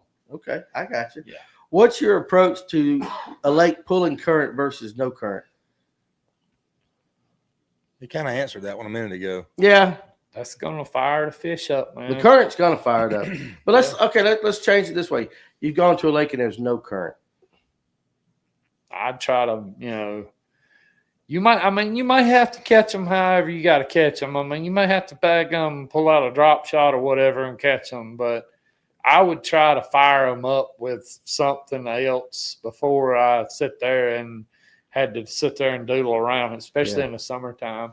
But technically, there's always current, just not as strong. I mean, that river's always flowing no matter what. Depending on where you're at on the lake, too. So if you're back in, we'll just throw out some names of some creeks here. Let's see. If you're in the back of 2 Mile Creek on a channel swing point, you may not have very much current coming through there. And that's mid-lake, right? Yeah, 2 Mile Creek's right there by the side of Van's Tavern. So you may not have much current coming out of 2 Mile Creek, but if you get out there in front of 2 Mile Creek on the main river channel, you're going to have a lot more current coming through there at any given time. And choke points on the lake. Pay attention to choke points. If you have a place on the lake where it kind of funnels down through a choke point, there's always going to be a little bit more current there than there will be when you got them wider open spaces. So your fish, they may feel a little better in a choke point than the ones that are in the wide open spaces, simply because, there's more flow going through there. It's kind of like you being in a hot shop and turning on a fan. You sucks being in a hot shop, then you turn on a fan, you're like, oh man, it feels so much better. Just a little, even if it really ain't that much cooler, you get that air moving. Your hot, lethargic fish feel better in a funnel of current coming through, even if it is just a trickle. Yeah, I believe it. I said, where are we at on questions? I see comments. If was any questions? You know what I need to do? Cranking and yanking. I need to get you on one day. We need to pipe in, man. Yeah. We'll do an anti-forward facing sonar episode. I think it'd be good. Yeah, too. I think it'd be good. Let's see. The good thing about reaction baits, Tim Hancock says, is that they can often put them in the mood when they ain't, which is what you was talking about with that. 100%. Yeah, so you got lethargic fish that don't want to do anything. You daggone take this dude right here and you run it. I promise you they're going to wake up. They're going to see this. Even if you have to hit one of them to make them move. Hit one of them and make them move. Yeah, no, I believe you. Hit one I believe of them and make them move. All right, keep scrolling on. Unless we see some questions. Keep scrolling on down. They're cranking and yanking. Danny's going to stab himself. Get ready for Amanda after she sees that video. Yeah. So, yeah, I knew we was way behind on that. Steven Sturgeon, there's a question. Brad too. 10-pound fluoro. And you, what's the lowest you go down? 12. Yeah. Just like, those are some really big baits. 10's just gonna stretch out and break. But you have to get a rod that has enough give to load to where you're not putting all the stress on the line. Yeah. When you throw those big baits out there, they can be thrown on lighter line than 20-pound test, but you have to have the rod set up right to be able to throw those on that lighter line. Makes sense. Keep on going now. Let's see. Too many wake boats in the river for me. I need to get back into cypress trees. Listen, I haven't got to fish cypress trees that much in my life, but as somebody that doesn't see them all the time, you talk about looking like just a gold mine. When you pull up, you see trees flooded in the river or flooded in the lake like that. I fished a little bit in Florida, in Orlando. Speaking of which, hey, did you remember that guy Tony at Disney? Which one? We met a guy at Disney that guides at Disney. Yeah. Oh, Oh, yeah. Really? Oh, yeah. He guides at Disney, so that's in the works. Huh. There we go. We met a guy last year that worked for Disney that thought he could get us in. Yeah. This year at ICAST, we met a guy that guides on those lakes. I'm already paid for next year, so. Yeah, so we already signed up. Plus, he's coming on with Digital Sportsman. Good deal. So there we go. So he'll say that. Where are we at? Let's see. We're at the bottom of the comments roll now. How about this? Cranky and Yankee said, if you went to a lake without electronics, would you still throw those crankbaits? That's a good question. Because I don't have forward facing. If I went to a lake without electronics, that crankbait's going to cover more water than you're going to cover with, a lot of lures. Yeah. Now you're going to be dragging around. I mean, is he saying like no mapping and nothing? Or are we just talking about no forward facing, no down scan, no side scan? Well, let's do it this way. Let's just say you get a boat that ain't got no electronics on it. Nothing. You got nothing but a paper map. If I was going to go to Lanier right now with no electronics, which is basically what we did today. Yeah. One of my graphs is cracked. It's off having the screen replaced. I don't have a console graph right now. We're using the two graphs on the front being, the one for mapping. I'm sitting back there at the console looking at the one for mapping, and then I got forward-facing sonar. Forward-facing sonar really ain't doing us no good up there where we were at today. Right. So, if I was going to go to a place to where I didn't have electronics, I would try to go find a group of fish that I could catch without electronics. Not every group of fish do you need electronics to catch them. Yeah. The fish in the rivers, there's going to be fish in the rivers because the water's going to be cooler up there. So there's going to be some fish up there trying to regulate their temperatures in that cool river water. So they're going to be up there. You could go up there with a buzz bait, a glide bait, a square bill crankbait, a worm, all kinds of different things and make a presentation to them up there. Let me ask you, going up a river, what are you looking for first? Like, is it a channel swing? I mean, as far as like structure or, bends in the river, what are you looking for? When I'm going up the river, the first thing I'm looking is for the temperature drop. Okay. As soon as I get up there, I'm watching, if I'm on, and you can ask Mike. I kept sticking my hand in the water today. I didn't even turn a graph on. I said, that still feels like bathtub water. Let's keep going. That still feels warm. Let's keep going. Ooh, hey, dude, put your hand in the water. Let's stop the fish right here. Gotcha. Yeah, that makes sense. Till that water felt, ooh, man, that's cold right there. Let's start fishing right here.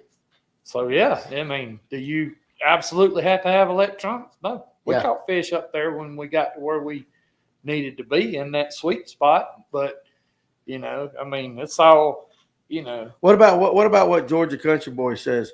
Everybody goes to the bank when they're not using electronics. I mean, I think that's just because that's a safe space. Wouldn't you think so? I mean, the easiest thing, take electronics off your boat, and for me, I'm beating the bank. I don't have Kevin's offshore experience that he does.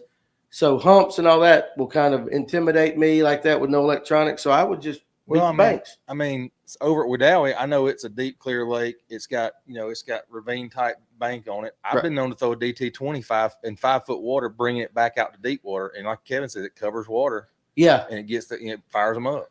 Okay. That makes sense. Let's see. Yeah. I mean, in general, if you're fishing offshore, if you're fishing a lake like Lake Lanier where your fish set up offshore, I don't care what anybody says. If you don't have forward-facing sonar, you're not going to catch as many fish as the guys that have the technology. All right? Yeah, I mean, for sure. That's a given. Yeah. It opens up a whole group of fish out there that you didn't have access to. Did you know they were out there? Yeah, we knew they were out there. We seen them. We've always seen them out there. We saw them on down imaging. We saw them on side scan. We've seen them out there wolf packing in bait balls. They've always been out there. Ever since the herring been in Lanier, those fish been out there doing that. Did you have a way to target them? They used to be a lot easier to catch for one, but now that everybody's got forward-facing sonar and now that there's so much fishing pressure on them, those fish almost have to have a perfect presentation to be able to even get them to look at your lure. And if you cannot put a bait in front of them, it's not just a random cast anymore. We used to be able to sit out there on the end of the points, take the flutter spoon and just throw it out there and work it back and catch fish on it. Now, if you do not put the thing right in front of the fish, you catch one every once in a while. And when I say every once in a while, you're going to be that guy coming back into the boat ramp saying, man, I only caught 3 fish out there. And then you're going to hear somebody else who has the technology, man, we wore them out. Yeah. They were out there schooling in bait. We just sit out there and caught 25 to 30 fish out there in 3 hours. And that's the truth. That's the truth of it. I mean, it is what it is. It is what it is. But there is fish on any given lake that you can go and target. They may not be tournament winning fish, but there are groups of fish that you can target. And I always told you it'd be a cool thing to have a grab bag tournament where you this is what you get to fish with. Figure out what fish you can go and catch with what's in that bag. And you don't know what the bag is until you open it up. Hey, it would be really cool to do it and get like some really good anglers together to do maybe like a lure demo and have them explain, well, I took this bait to this particular area of the lake and, because this certain group of fish, I was able to catch something on it with this particular group of fish. Mm-hmm. You see what I'm saying? That would be the cool thing about it. And then, people could learn from it. It'd be a really cool learning thing if you got the right group of guys to fish the tournament that are willing to kind of sit down and explain, well, this is why I did what I did with the lure selection that I had. So there's always a group of fish that could be caught But it's just how you target them and what you target them with, and how they set up. Yeah, I agree. Yeah. Georgia Country Boy says, I'll come fish that. That would be a cool It would be. You mentioned that to me a dozen times. Like, he wants to do that. He wants to say, you don't know what you can't have any baits in your boat or whatever. You pull up, you get a bag that's been pre-done, and they don't all have to be the same. They can be, maybe it's just a grab bag. I pick that bag, and then when you open it up, whatever there's in there, that's what you're fishing that tournament with. I think it would be really interesting. Yeah. Because what will happen is you will get the scoper that really is not. I mean, they're out there. That guys that's how they know how to fish. They don't know how to beat the banks and all that. But if they pulled up, they got like just shallow water baits, and then you got a guy that's a bank beater, and he's got a minnow. Just to see how they would try to figure it out, it would be interesting. Well, I mean, that'd put a whole new spin to things. Really, I mean. Would it be something that I'd be like, man, I'm gonna bet $15,000 that I'm gonna win this thing? No, it's not about the money. It would be about the experience and the learning from it and teaching from it. Sounds it would like be more about that. Sounds like a great challenge tournament. We probably could figure out how to do that for charity too. Yep. Something like that. Make it a charity. That would be cool, dude, to do something like that. I would be all in. Man. I know you would. Well, you'll give fish. Me a bag right. Give me there. I got mine right here. You got that big stinking ass worm. All right, guys. So look, we've gone about 2 hours almost. Kevin, before I shut this down, I mean, any thoughts on what has been said tonight? Because you've been paying a lot of attention over there. He just talked about a lot of things that were really old school, in my opinion. Right. But I can remember the days when you're talking about he's putting his hand in the water to feel the cool. I remember down in Florida sticking the rod in the water to see how deep it was. I did that today too. See? Yeah. I mean, it's still old school stuff that we're doing today. It's just you've got the electronics today to help you out a little better. Yeah. I turned around and told Booker we need to go to the other side of the bank because we was off the bluff. We was moving up on the flat. Sticking the rod I was down. like, man, all right, we need to go across. Which, you know what, Bo? You know what? And I love cranking and yanking. I love you, dude. But this is what makes me mad about, and I'll just say it, the Randy Blockets of the world. He's probably one of the top scopers on Lanier right now. Don't tell me he can't fish without it. And there's a whole bunch of people that got it that still know the little things like being able, they know. So not everybody that uses a live scope falls into that category. No. And I'm just gonna say this, and I didn't have a good tournament at Sinclair or Eufaula. I sucked in both of them tournaments. I never turned the live scope on in either one of them tournaments. At Eufaula, there was something going on up the river. The river water was a little cooler than the lake water. My boat wasn't running right. There was some shell cracker beds down the lake that you could have took a deep diving crankbait down there too, and I was afraid to run down there to it. I turned around and went up that river. I probably caught, I bet you I caught 50 fish up there throwing a swim jig against the toolies down there, throwing a swim jig. So there was a little bit of shad spawn up there the day before. Yeah.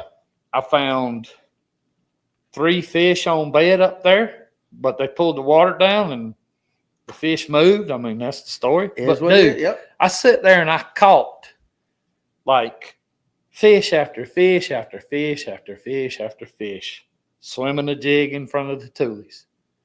And I talked to another guy that went up there. He's not a scoper either. He's one of them dudes down there from Sinclair and Oconee. He does really good. I don't want to say his name because he's a great guy. Love him to death. Good dude. He threw a buzzbait all day. He pretty much had the same story that I did. He caught a bunch of fish. And then there was another guy from down there. We all were up that river doing the same thing. And one of us had like 9 something. One of us had 10 something. One of us had 11 something. Mm-hmm. And all of us that were up there caught the fool out of them. And I know those 2 guys are not using live scope. And I never turned it on. Yeah. I never turned it on the first time.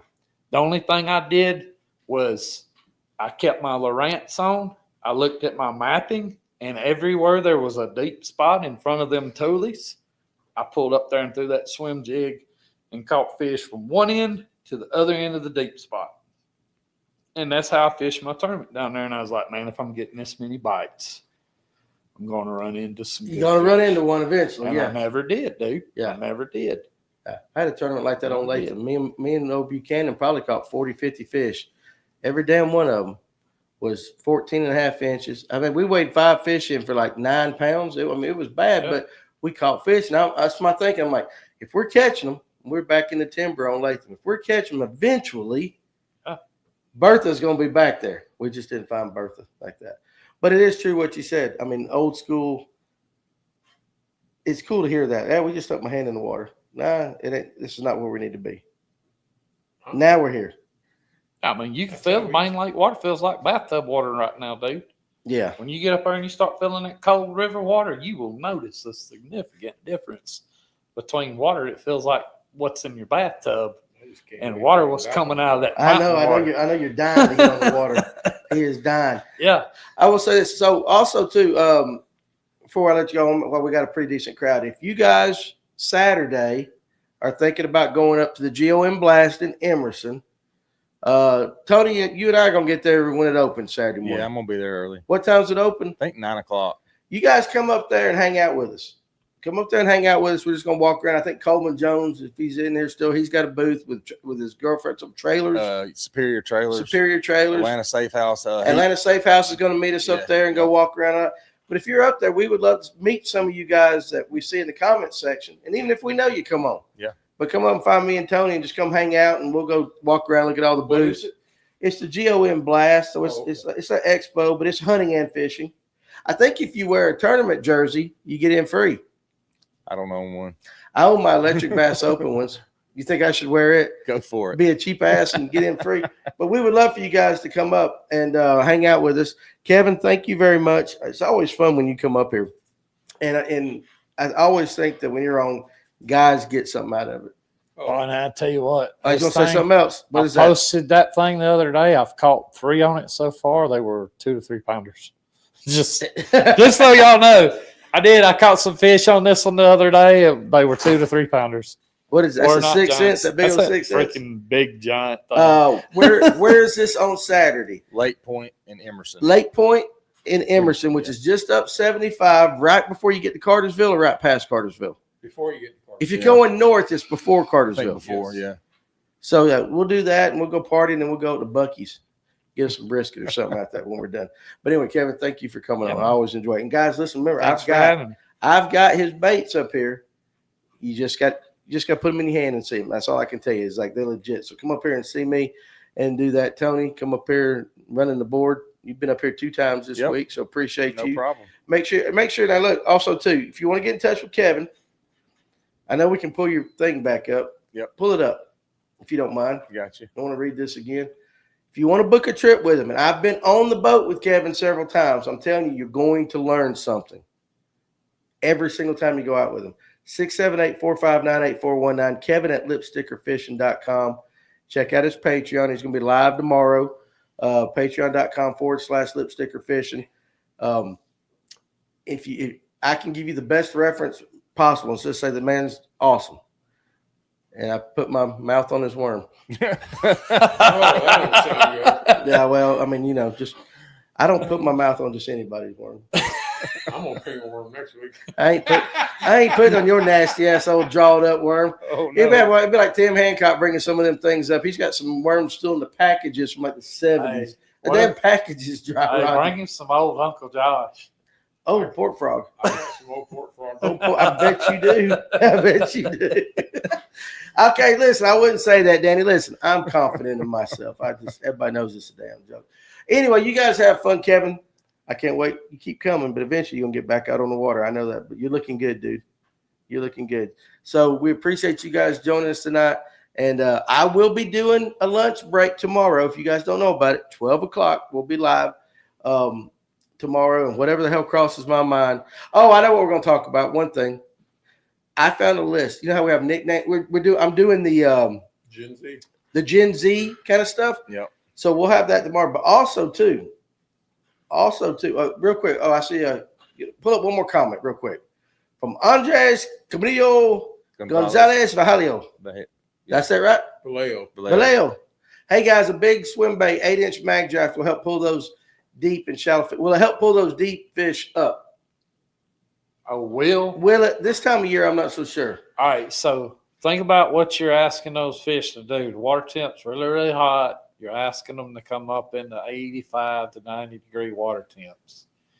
Now we can get off. Well, I guess we're here now. So we're here. All right, so if a lot of times, you know how in the summertime when you get those afternoon thunderstorms and kind of keeps the water temps cooled down a little bit, kind of put some oxygen into the water. Yeah. I would say that'll probably work if you have that scenario playing out. But if you don't have that scenario playing out, maybe if you get a lot of boat traffic out there, like on a Saturday or something, I know it sucks out there, but that boat traffic will mix that water up, kind of bring some of that cooler water up to the surface.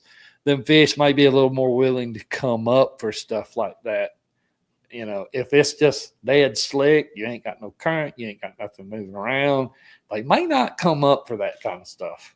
Yeah.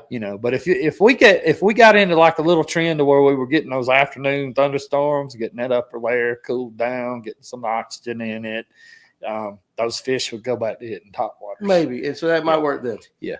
Tim Hancock real quick says, for what it's worth, and we all know Tim as one of our moody old followers, but he's moody and he's old. He's got Indian in him and all that. But I tell you what, seriously, I respect what he says a lot. Out of a lot of people, I respect Tim Hancock. For what it's worth, if I were going to hire a guide, Kevin is the only one I'd consider. Appreciate that, Tim. That's high praise. But anyway, okay, so what I was saying with the Gen Z stuff, I found a list from the 1500s to pretty much present day of what they call Johnson. Your Johnson. You know what I'm talking about? Yeah. So if you tune in on tomorrow, and hell, you was probably alive in the 1500s. So you probably know the answer to this stuff. I know a lot about the Johnsons. You know a lot about the Johnsons.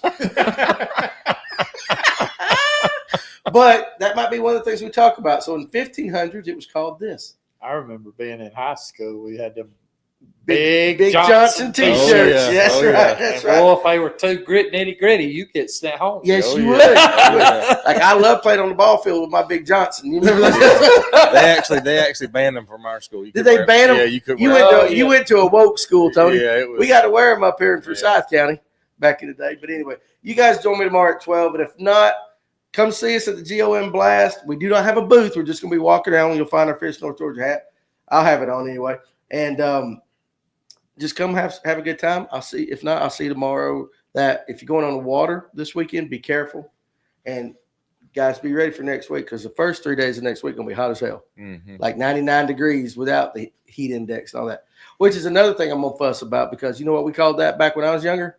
Summer. It's just summer. And now you got all these warnings and everything. Yeah. So anyway, you guys have a great evening. Appreciate you hanging with us. Thanks, Kevin, for coming up. Yeah, man. And hell, go throw a crankbait. Deep diver. We'll see you on the next one.